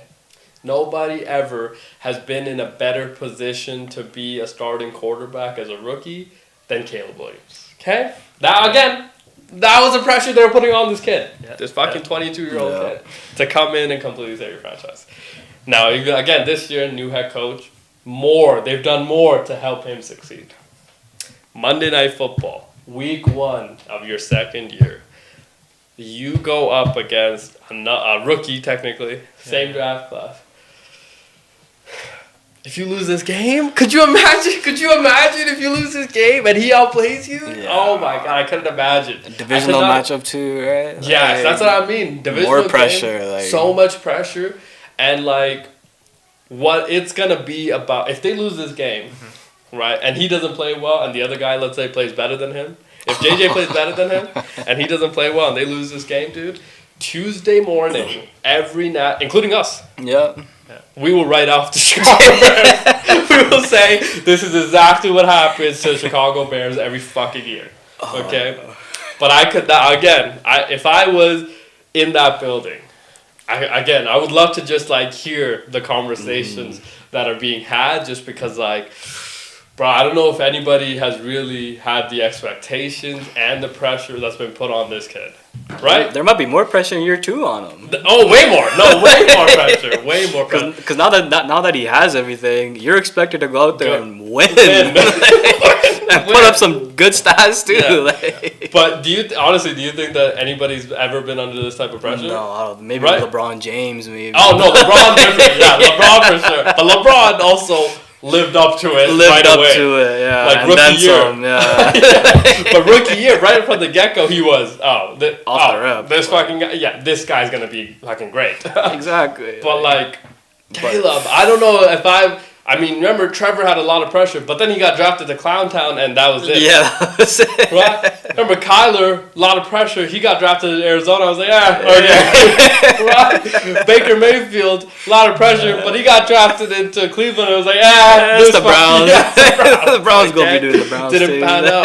This guy is completely different situation, and it's like, fuck, dude. But I mean, I feel like there's pressure on both sides actually from that game. Even with JJ McCarthy, I think there's a lot of pressure on him. I do, but like not as much as not Caleb, nearly. of course, not as Yeah. much. But like a 14-win team last year, you let your quarterback walk in free agency because you have that much trust in JJ. But isn't more of the pressure on that side on the coach to make that decision? I think both, yeah. Right? It's like Both of them, yeah. you let a 14-win quarterback walk out your building, you know, and walk out with a fairly cheap contract. I mean, he only got $30 million from Seattle. Yeah. So it's like it wasn't like he was very expensive. Like you could have given him like a 2-year deal with that. Yeah, maybe. 60, 70 million bucks, man. Right? But nah, they let him walk. So it's And like that division's been getting better too. yeah. So it's like Yeah, but I mean, again, I mean, we remember Joe Burrow coming out. Now, 2019 Joe Burrow, that was the greatest situation we've ever seen. Yeah. But he got drafted to the Bengals. We knew it was going to be a situation to build up to. Not nearly the type of pressure. No. Bryce Young, not nearly the type of pressure. Caleb Williams, man, and every single minute that he makes a wrong decision, oh my God. They're going to be on his The ass. internet kills this guy. And Especially at Pete Betts. He's already on his yeah, ass. he's already big on them. It's like, dude, Caleb, come on, man. For his like mental state, I hope he does well, man. I hope he plays well, dude. Cause this is Caleb, bro. I pray that he plays well, stays healthy throughout, you know, and is able to not only win, but ball out, man. Caleb ball Williams out, better ball out, dude. Will be very interesting. Speaking of balling out, FAA still balling out. Yeah. Sinner leads 2-1 in the third set. Okay. Is it doable? You know, I mean, Sinner wins first set. Felix comes back, wins 6-3, 6-4? 6-3. 6-3. Okay. Okay. Third set, he's down right now, but you know what? You never know, right? We have, bro. Is there a realistic chance he could win? I would Yes. say 10-90. So are you saying... You're saying he only has a 10% chance? No, I will tell you why. Because Sinner, after Felix took the second set, Sinner took a break. I feel it's like a strategic break to break Felix momentum. Yeah. And like now Sinner is like back to his first set form, which he won 6-1. Why isn't FAA taking? No, he said it's like a medical timeout. He had like an abdominal issue. So This guy, he just went to the back and applied the cream. Okay, this guy. So you're saying don't hammer FAA at plus 600 right now. It's like don't throw any money. Like don't bet on them right now. It's gonna be tough, dude. I mean, bro, Skinner's like plus 600. Like, he hasn't lost. I mean, he's lost a set also to a Canadian in this entire. Like, I mean, the guy's had. Yannick Sinner's had the most dominant run on hard court that we have seen in a long time. So it's like. Felix, this would be such a big upset, right? If Felix wins this, it's going to be like the biggest upset in tennis in such a long time. True. Now, Carlos has already made it to the finals. Yes. oh, it Which would have is- been a dream final if it was the Joker against FAA. It would have been, That would have been a dream final. And if Felix wins, I'll be like, bro. But even if Joker wins, I feel like you still be Yeah, doing that. I still would have been very happy. Now, I would say everybody in the tennis world had the final was already decided. We didn't need to go through this entire charade of waiting 2 weeks, but we do it anyways because everybody else that goes into men's single tennis thinks they have a chance against those two guys, which hasn't been the case at any major this year, right? True. So they've played Aussie Open, right? Final. It was those two. Yeah, it was those two. Yes, yeah, yes. and Sinner won that one. Yeah. And then Roland Garros, the French on the clay. Yeah. Carlos, incredible game. Carlos wins that one. Yeah. Wimbledon, Yannick Sinner wins that one. Yep. And now U.S. Open, those two again. So, what is everybody else doing, bro? Like, what's the point of playing the first couple of rounds? Like, if you already know the last two men standing, you're gonna be these two. Just do it for the women's game. Yeah. Right? Just do the whole round for the women's game. I'm sorry. I don't want to be this guy, but it's like, you guys are good enough. And it sucks. It sucks for tennis, but you guys are fucking not good enough. Okay? You guys have consistently tried, but like, they're just better. Yeah. And it's just like that they're so much better. That's a right? Is that not the problem? Yeah. I think if Sinner qualifies today, it would be like 8 straight Grand Slam finals between Alcaraz and Sinner. Holy, 8 straight? Yes, I'm pretty sure it's 8 straight. Yes. This is like Warriors Cavs, but like on steroids. On steroids. Yeah, that's what I mean. What the hell? 8 straight. Yeah. Yo, bring Serena Williams out of retirement. That's what I'm saying, bro. That might be the move. Bring Serena out of retirement, bro. Seriously, man. Like, do you think? Okay. Here's a realistic question though. Is anybody ever gonna be closed? FAA, obviously. Congrats. yeah. True. Do you maybe. think? Okay. Also, before you answer that one, FAA. Let's say he loses today. Okay. Which he's not going to. But let's say he does. Right? Okay. Is he, because he's had this run, right now this is the last major of the year, by the way. Okay. Yeah. So you're going to have an off season. Okay, you don't get into Aussie Open until December. Late December or January? Yeah. Late December, early January, kind of New Year starts, and then you're back into the Australian Open, right? So you have a bit of a time to kind of recover, and this is the off season for most players, right? Because he has this run that he does have, getting to the semifinals on hard court, gets married the day after the final, right? You think it sets him up for the Australian Open? For, like Felix in general to have a deeper run now? I don't see any other guy doing it other than Felix at this point, right? Like, when the Big Three was around, there was like 5 different people who were like touted to like overthrow the Big Three and like become the new Big Three, like Zverev, Medvedev, Tsitsipas. There was a guy called Berrettini. Berrettini. You remember there was a comment that was made by one of them that said we're gonna be the new Big Three. Yeah. Fucking bum. They didn't win a single one. Haven't heard of any of those guys. They didn't win a single one. They didn't win a single one. Yes. Casper Ruud. Casper Ruud. Oh yeah, right. What a bomb. So, but like I think Zverev mentioned that like he's gonna be the guy who's gonna like upset. Like he's gonna be like the guy who's gonna like win it all, like make the upset against 1 and 2, but lost in 3rd round, I think. So yeah. Is there anybody on the horizon? At this point, I don't see anyone beyond Felix. Maybe Ben Shelton. Okay. But like I I've heard said, that name. Okay. he doesn't have the game to back up his serve at this point. I don't think he does either. I do think that he would have in this one because of what he did in Canada. Yeah. Right? Because I thought that Canada, he improved his game a lot in terms of following up the big serve. Yes. Right? Now, was he able to do it in the U.S. Open? I think there were moments, but even the games that he did win, it was like, oh, he's reverting back to being Ben, right? Who, fastest ever recording serve. Big fucking arm. Okay. Big, huge arm. Okay. Lefty also, so big advantage. Big advantage being a left-handed server. But he could overpower people. And because of that, he had a chance. Now, when you go up against number 1 and number 2, they can handle the power. And then they can throw it back at you. It was like, oh, how do we... Now, they have a finesse game. Ben doesn't have a finesse game yet. No. Felix has a bit of a finesse game now. He has a bit of a finesse game. I'm like, oh, this guy... Dude, if he can move like that... Right, and be in shape, dude. He could really go. Now What's his rank at? Right? What's his rank currently? 25th? 25. Yeah. So then after this, I'm assuming. Yeah, does he move up? I think he'll make a big jump. Top 10, tough to tell. No, I don't think top 10. 15. Top 15 probably. Maybe at That 15. which means a lot of money also coming his way. Yes. A lot of money coming. So how do the rankings work? Like, how do you like gain spots? Yeah, so ratings are determined on how many wins you have throughout The like entire tournaments year? and like the other tournaments. Yeah, So yeah. like, do specific tournaments are they like worth more? Yes. Yeah. Okay. Majors are worth more. Yes. Way I more. think like Okay. Grand Slam, if you win it, it's like 2,000 points. Yeah. Sheesh. Yeah, so it's worth a lot more. Yeah, but the other thing is that you remember Naomi wasn't ranked.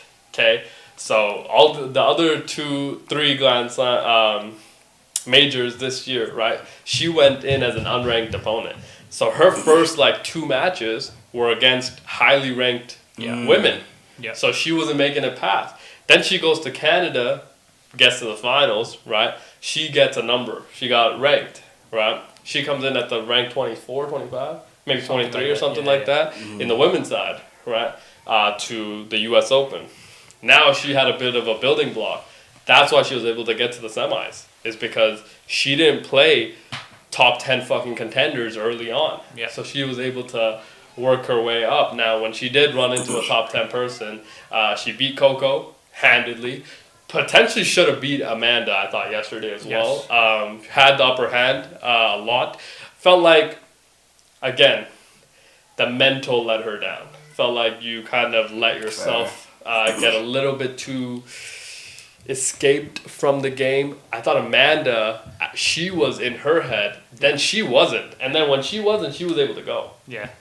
I think it like depends on like, I mean, even though if you lost 6-0, 6-0 in the Wimbledon final, it's still a Wimbledon final, right? Yeah. And like Osaka has not played that big tournaments. Like at the end of the day, no matter how hard you practice, Yeah. it comes to the tournaments, Yeah. right? It comes to the how you handle the pressure. The pressure, yeah. So I think that's how Amanda won.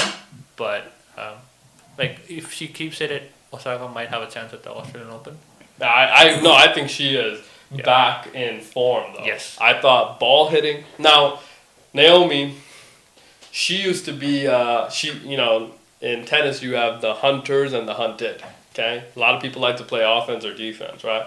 Naomi only played one way because she she was able to strike the ball better than everybody else. Okay. So she liked to be hitting winners. Now her rallies would only go 1 to 5 shots. That's how she won her majors. Okay. Now she had the child. She comes back, right? Offer her maternity leave and stuff. Still kind of building up to her. I thought this tournament showed that she was able to get some rally stamina. Yes. And was able to get 10, 15 shot rallies and win, right? But still able to dictate the point. Yeah. Think it's going to be important for that to go forward. Who do you have in the women's side finals? Sab or I think it's gonna be Sab. It's gonna be like I'm saying 3 sets. yeah, But for Sab. Sabalenka? Yes. Yeah, she might get her first major this year. Yes. Yes. 2-time back-to-back US. Yeah. Yeah, very good. Now, what I saw from her yesterday against Jessica makes me believe that she's not going to win. Just because it felt like, again, Sab can only beat herself. And it feels like she does that way too often, though. Right? Doesn't it feel like she does that way too often? That she... Bro, like, miles ahead of... Like, her game, miles ahead of every other women's tennis player. Mm-hmm. But it's like, she's gettable because she gets flustered. And I feel like when you get flustered, especially in tennis, and it's a single-player game, Too bad.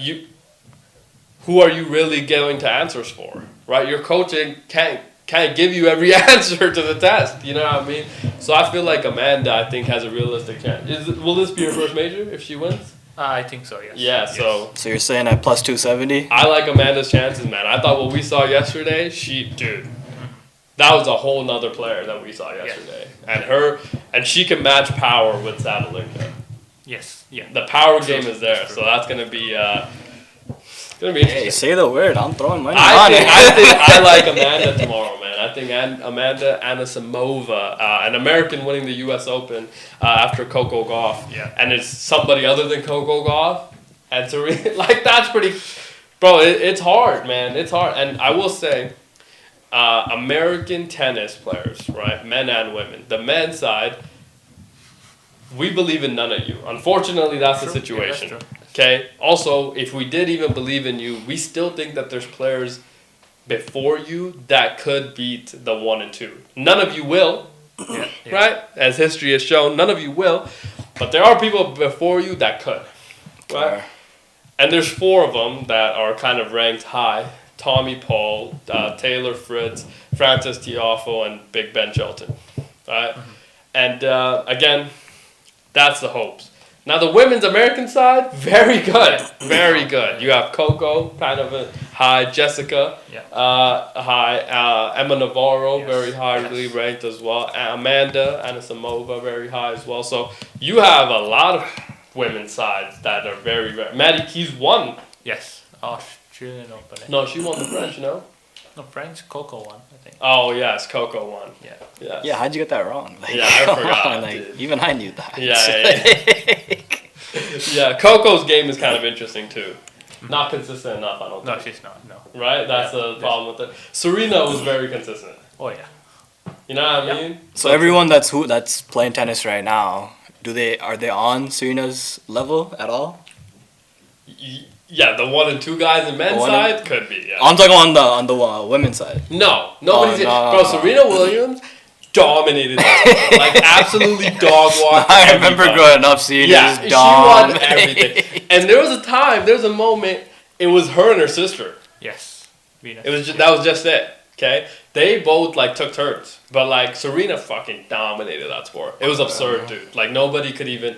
And you know, the thing with her was that her power game was miles ahead of everybody else. Yeah, she was like on par with Rafa's forehand speed. Holy hell! Like, Rafael Nadal, we're talking it was about close. here. It was Holy. close to hit. It was like 2-3 mile difference. That's crazy. So obviously the men's game has a bit more topspin on the ball, so it's a little bit different. But like the speed of the ball is virtually the same. So you're saying she should have been playing with the men? Potentially, but then she would have got dominated because the men's game is very Maybe. different. Nah, men's game is Maybe. very different, dude. You can't compute with that speed of the serve either. No. I mean, the men's serve is like 130, 140 mile an hour average, right? The women's are serving from 95 to 115. Yeah, but Serena, she's not a regular person. That's She true. might be at 130 as well. That's true. But she was dominating the women's game, dude. It wasn't even Fair. close. But I think like on the men's side, those 1 and 2 guys they're well on their way to Hall of Fame status and potentially hundreds of millions of dollars. Hundreds of millions. You know, I think I would say Carlos in this year alone, before the U.S. Open, has made around 45 million. Damn. At 22 years old. Yeah, he's made a lot of money this year. Damn. Right, him and Yannick Sinner both have made. And guess what? Nike has them both. Holy hell. Yeah. Nike has everybody. Oh yeah. Yeah. Right? How Nike these guys has making everybody. more than Connor fucking McDavid out here, bro? Bro, it's Like, tennis. It's a world. Like, it's not even close to what Like, hockey is. fuck. This guy's always comparing everything to hockey, man. Fuck your hockey. Because Bro. hockey players are severely underpaid, bro. But Are they? Well, How are that's we're, like, we're just not that marketable. that's WNBA why. is underpaid.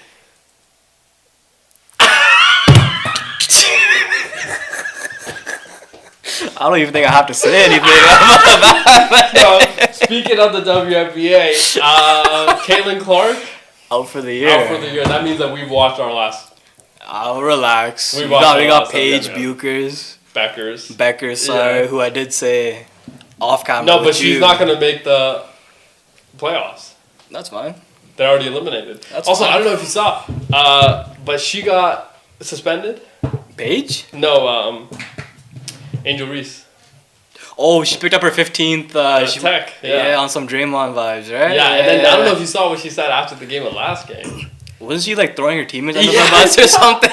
Nah, it was a fair comment. I don't know if she threw. But her she threw a teammates. rookie under the bus. No, She was like, Haley? "Yo, we have to get better players. Like these guys, all my teammates fucking suck, and I want to win." She's like, "If I want to win and I want to stay here, you got to surround me with better talent." Fair.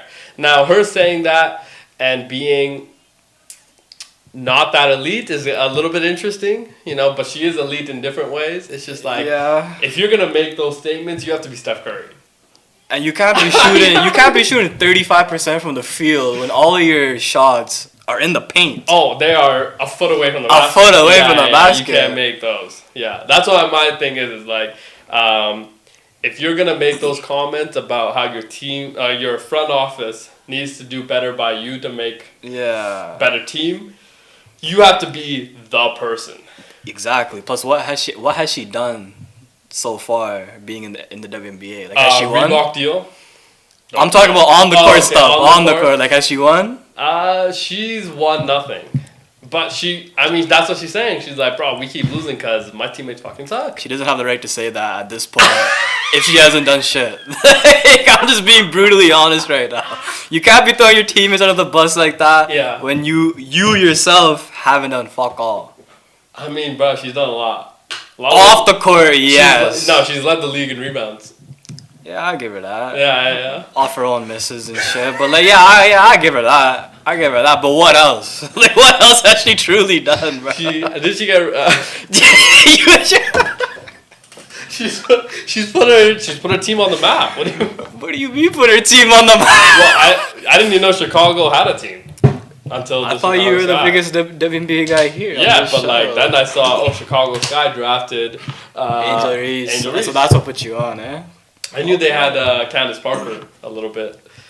See, she could talk shit. Who, Candace Parker? She's won before on the Olympic side and in the WNBA side. So. Yeah, and remember she was the Rookie of the Year and MVP in the same year.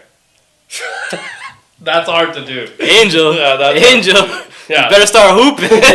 Start hooping before you start talking. Like, fuck. Yeah, but Angel Reese has a platform. That's why I think she can talk. Can she though?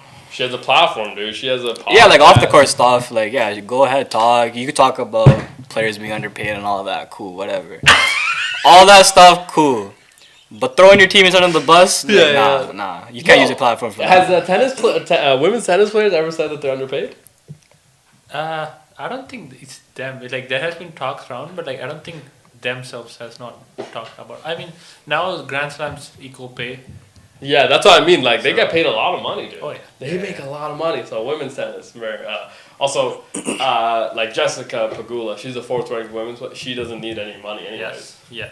Why is that? Is she? Her parents, guess what they do? They own the Buffalo Bills and the Buffalo Sabres. Yeah. Holy hell!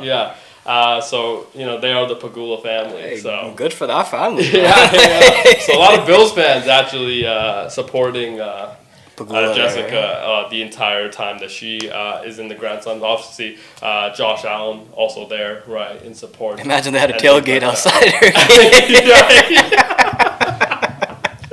yeah. No, she. So they are very rich. Obviously, billionaire family. So she's just doing it for the love of the game, man. But you know how hard it is to be that rich and that like fortunate in life, and then be the number 4th ranked women's tennis player in the world. That's crazy, right? Isn't that crazy to achieve that, to be on that status? But because a lot of kids with like rich parents, like they just coast, like they're just chilling. They coast through life because they're like, yo, I'm doing this shit for. Yeah. So like, she never needed to work, and now she is one of the best tennis players in the world. Yeah, it is crazy. Yeah. Good for her. Yeah. Good for her. That's what I mean. Shout out to her, and very like humble and like about her business. You know what I mean? Very focused. I feel like every interview, very focused. It's like, like, don't ask me stupid fucking questions. I'm out here to do my fucking job. All right? Don't be asking me dumb questions right now. You know who my parents are? I'll buy your media rights.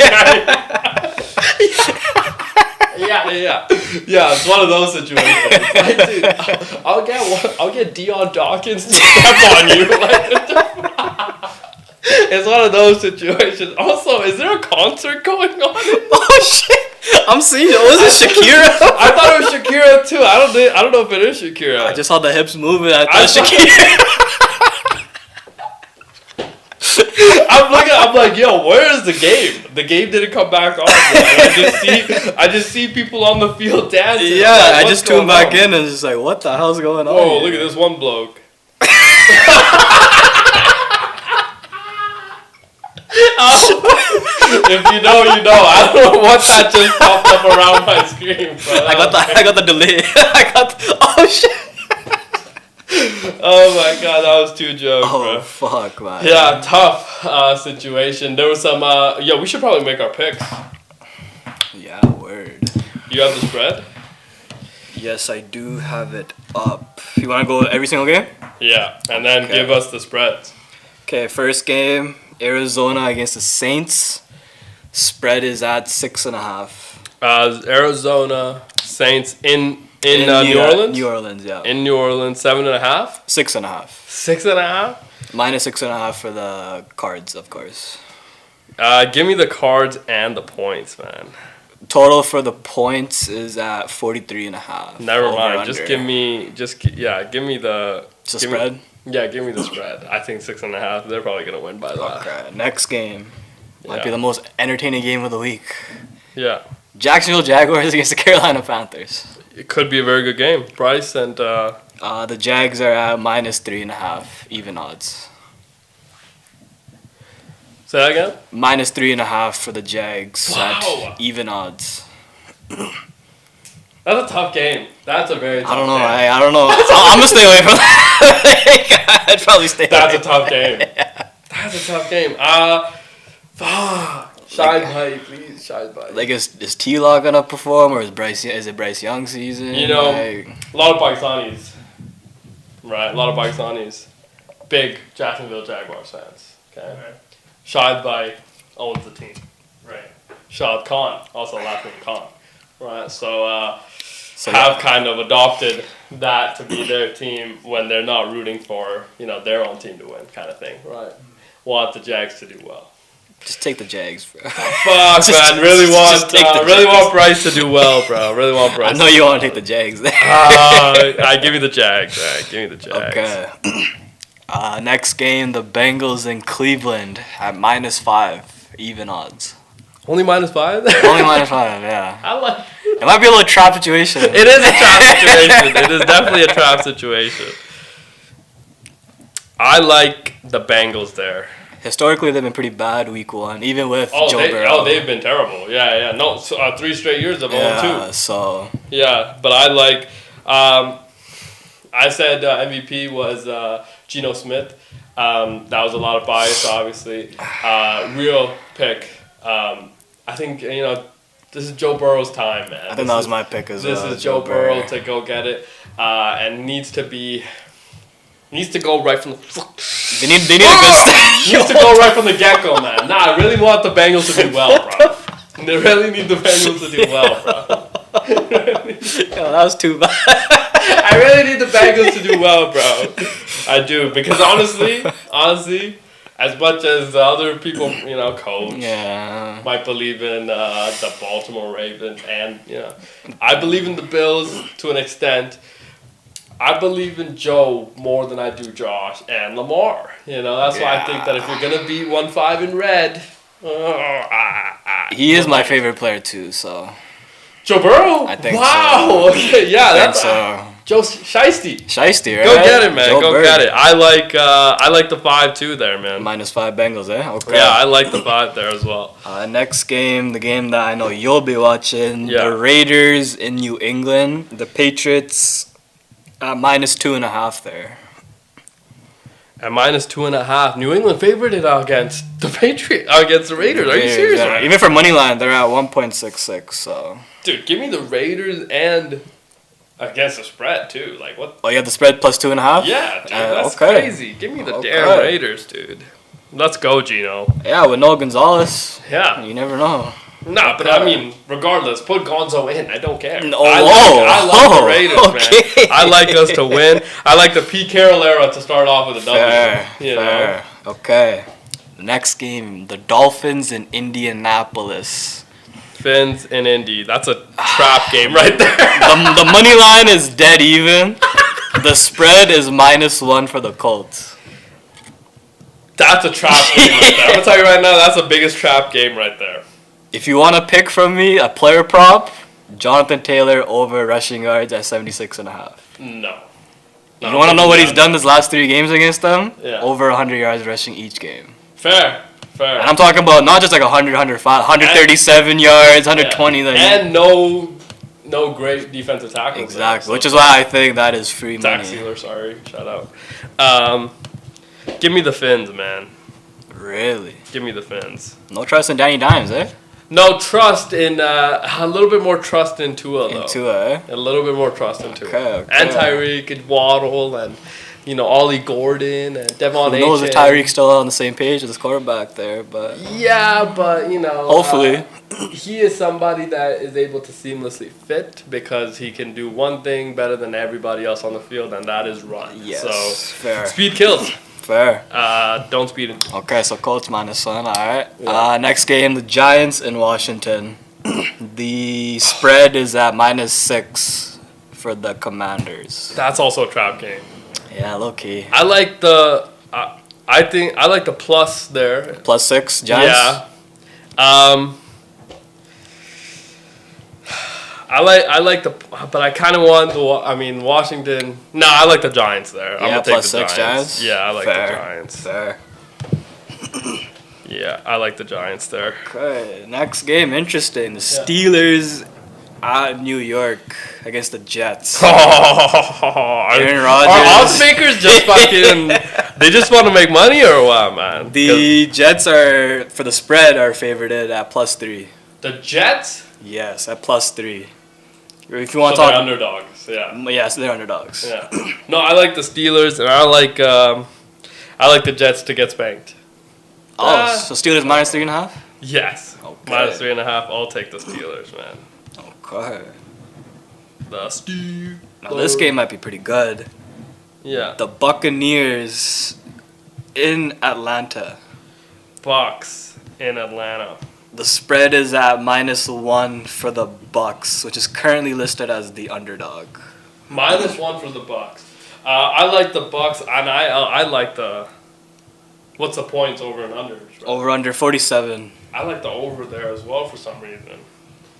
But I do like the Bucks here. I think Atlanta probably gets spanked as well. Yeah. Just because I think it's early season. It's Kyle Pitts though. You got Kyle Pitts on one side. Yeah, but you got Baker Mayfield on the other side. Give me Kyle Pitts, bro. Come on. And also, you got Vita Vea.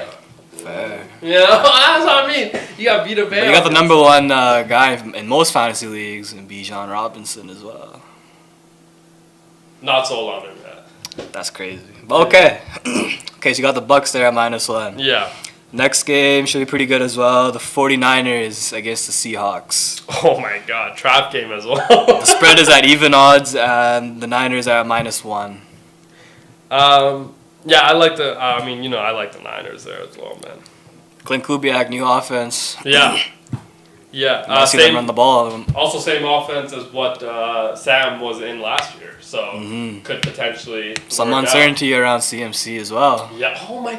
We haven't talked about how that was such a random thing to put up there. This guy's in a fucking calf injury. Remember last year they said, bro, I'll never forget how last year, a week before the season started, they said, oh, he's dealing with a calf injury. 3 days before, oh, it's an Achilles injury. I'm sorry, what? I'm sorry. They couldn't get it right there. Yeah, and then didn't play.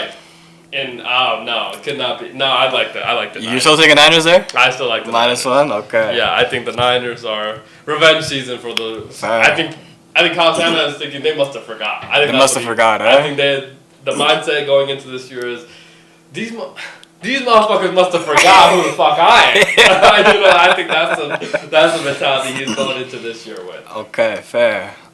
Next game, I think this is gonna be BTA.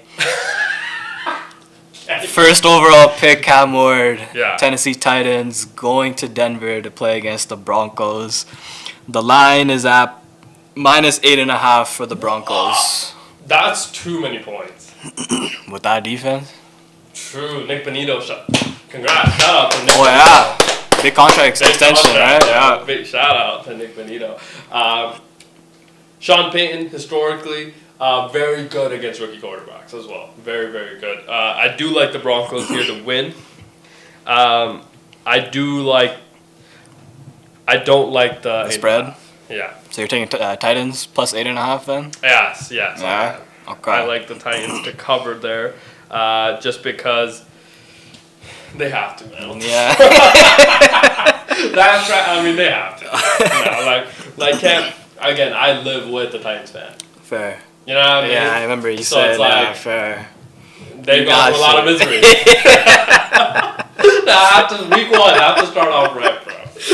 Okay, next game, personally, I think might be game of the week. Yeah. The Detroit Lions in Green Bay. Oh, in Green Bay. In Green Bay. Green Bay, the slight favorites to win. Yeah. The spread is at -2, even odds. -2. Tough game. Trap game. Yeah. Also a trap game. That's right a game you might want to avoid. That's a tough one.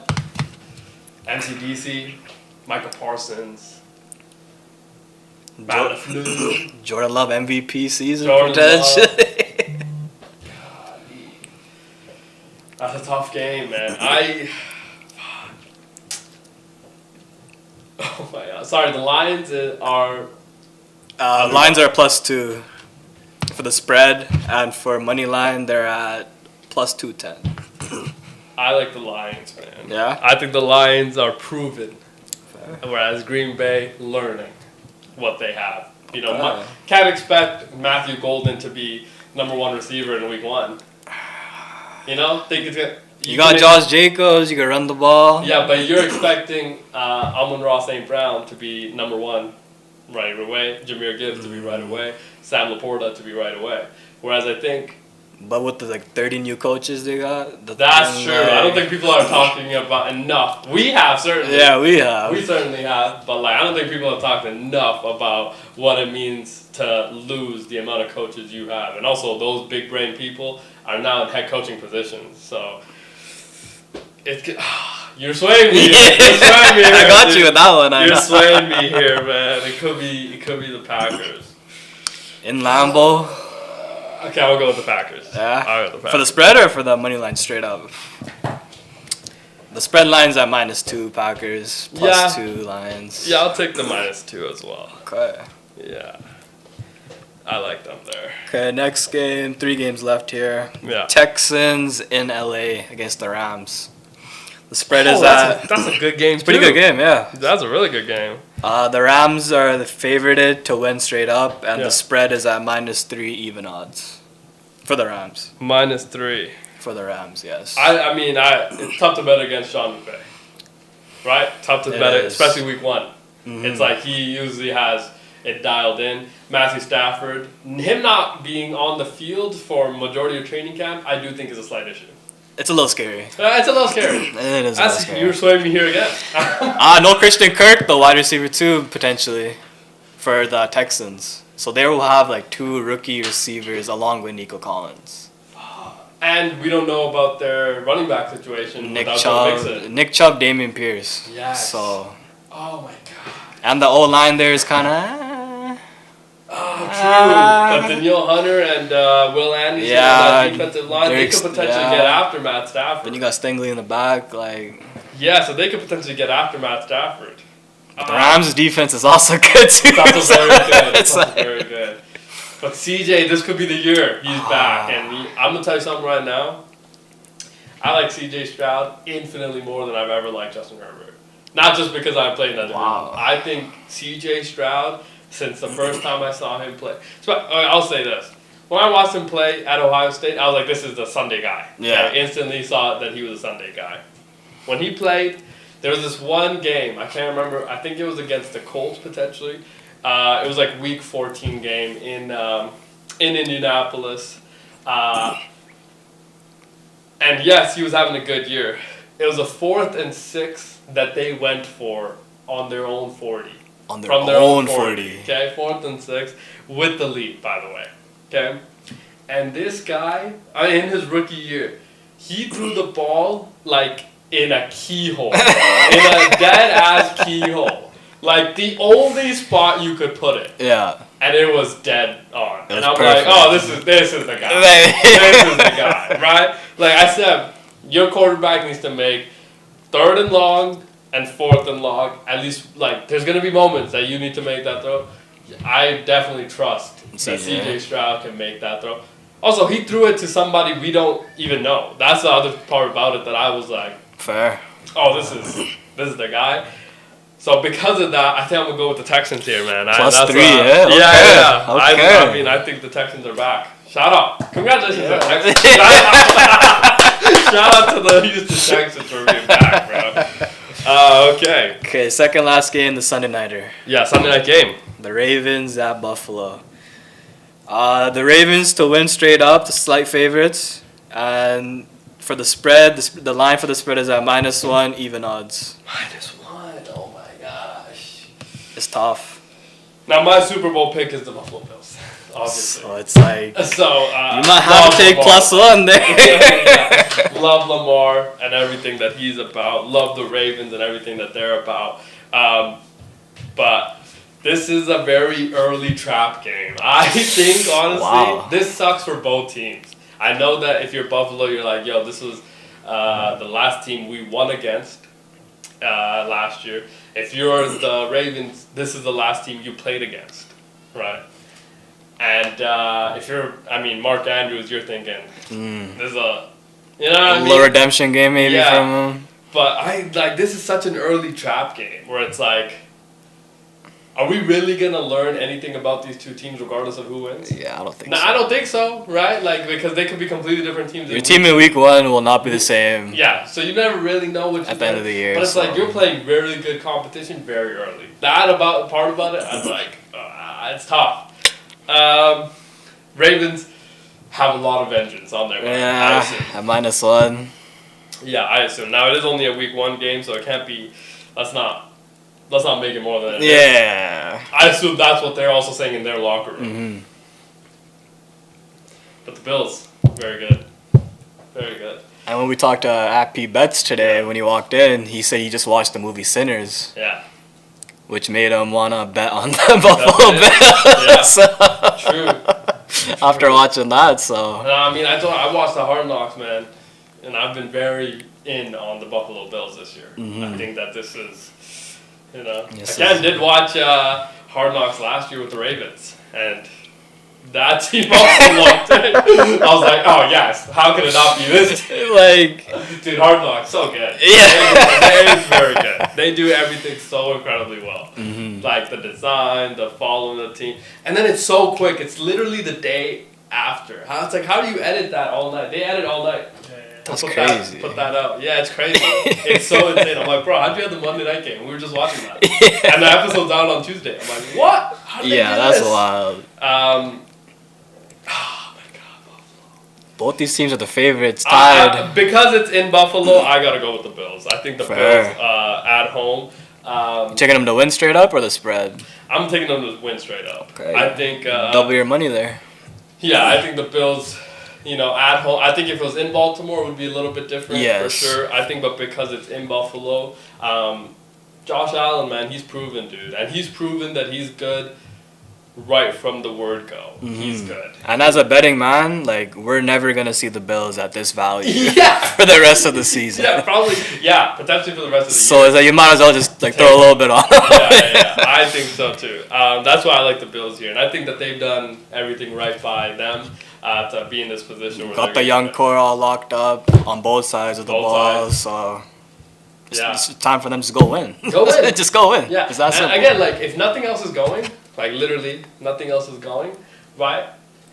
Josh makes things go still, right? Isn't it crazy? I've noticed that about like he has the ability where players aren't playing that well, maybe offensive line isn't playing that well. You're getting beat up, but it's like Josh will still have a few things that he can do. Also, I don't know if you just saw Pat Mahomes just threw a fucking stiff arm. I just seen him. Oh my god. Yeah, I absurd. just seen him truck a guy. He just a trucked shoulder somebody, on literally the guy's trucked a guy. face, bro. Absurd. Oh my god. Tough. But okay, so I like the Buffalo Bills. Bills. To win Alright, there. last game of the week. Minnesota Vikings. Yeah, that's on Monday Night Football. Monday Night Football Yeah, Bears in Chicago. in Chicago. Yeah. To win straight up, the Vikings are the slight favorites, the exact same as the Ravens and Bills matchup. The Vikings are the favorites. Yeah, 1.83. Wow, is that not surprising? With the rookie quarterback, yeah. Not only that, no Jordan Addison. No, yeah. Wow, I forgot You know what I about mean? that. No Jordan Addison, dude. Yeah. Like, I think if Jordan Addison's playing, I think, yeah. That makes line's sense. fair then, Yes.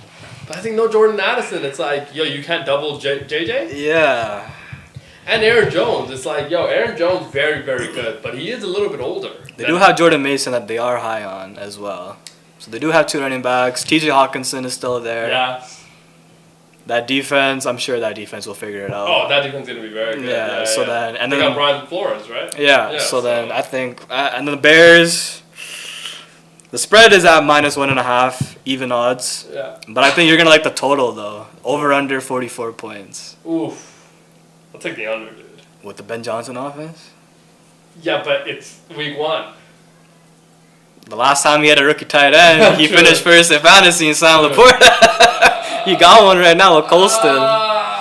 This is a tough game. You got Now, DJ I will Moore. say, You got a bunch of good 44 players. is not that high, but it's also high. Like, this could be, realistically, honestly, this could be like a 13-10 game. Right? To, like, people still learning. Right? Rookie head coach. Yeah. Right? Second-year quarterback. Okay? Rookie quarterback, experienced head coach. So it's still like, you know, it could be dicey, man. That's why I think this could be a low-scoring game. But for some reason, and I think because of the sanctity of Caleb and Chicago Bears fans all around, I got to go with the Bears here. Okay. I think you again, by no means can you lose this game. And I hate that we're putting this much pressure on somebody that already has so much. But pressure is a privilege, dude. And you've put yourself in this position. Now, if I was him, right, and the Chicago Bears got the number 1 pick, you know what I would have done? I would have went back to college. Okay, because there's no app. Bro, it's the Browns, the Jets, right? Browns, Jets, even the Lions, the Bears. Like, no, dude. Like, it's not worth. It's never worth. I don't understand how. And I know people are going to be like, oh, you know, you're still playing in the NFL. It's like, are you not aware of what? 40 years, dude. Yeah. They haven't been anything in 40 years. Pat just scored a running touchdown. I don't know if I have him in any of my. I don't think I have him. I don't either. Good for him. I need that money line, though. So Yeah. let's go. 11 plays, 80 yards, over 5 minutes of. Pretty good. Yeah, I mean, incredible drive that they just had. Okay, I'm going to go with the Bears as a sanctity there. Straight Shout up money out. line or the spread? Fuck, it's just straight up money line. Straight up, yeah. I think I Double would your take money the under there. on the points, though. Under 44. I You still- see yesterday, it was crazy. It was crazy. For the over-under, the total was like at 46.5, 47.5. Yeah. The first half was like 41, 42 Yeah. points scored. Bro, Only but 3 no points scored in the second half. Yeah, but no points after the delay.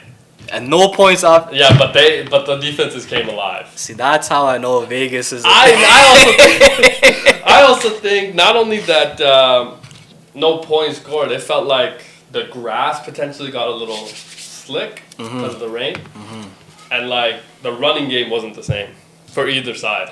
Except for Hurts. Jalen have big runs. No, he didn't have big runs But like, in the second. like clutch runs in the second. Like all game, honestly. Fair. No, he did have those. Like, but he that was sealed the because game he's running with that. against nobody. Yeah. You know what I mean? But there was a spot in the second half. He did make a good Which play. made, like, I think 3-4 big plays. Yeah. And, like, not only that, made him get rid of the ball, like, fucking, like, 5 seconds faster. Yeah. You know, again, never understood how that was not the game plan going in. Mhm. Like, you need, who did we say? Lamar, Josh, Jaden, maybe even Kyler, Fair. and Jalen. You gotta have a spy on these quarterbacks, dude. They You will have kill to. you with the, they'll kill, Pat will kill you with it, but Pat will kill you in every way. So it's like, if I'm gonna put a spy, I take care away from the coverage. Yeah. Right?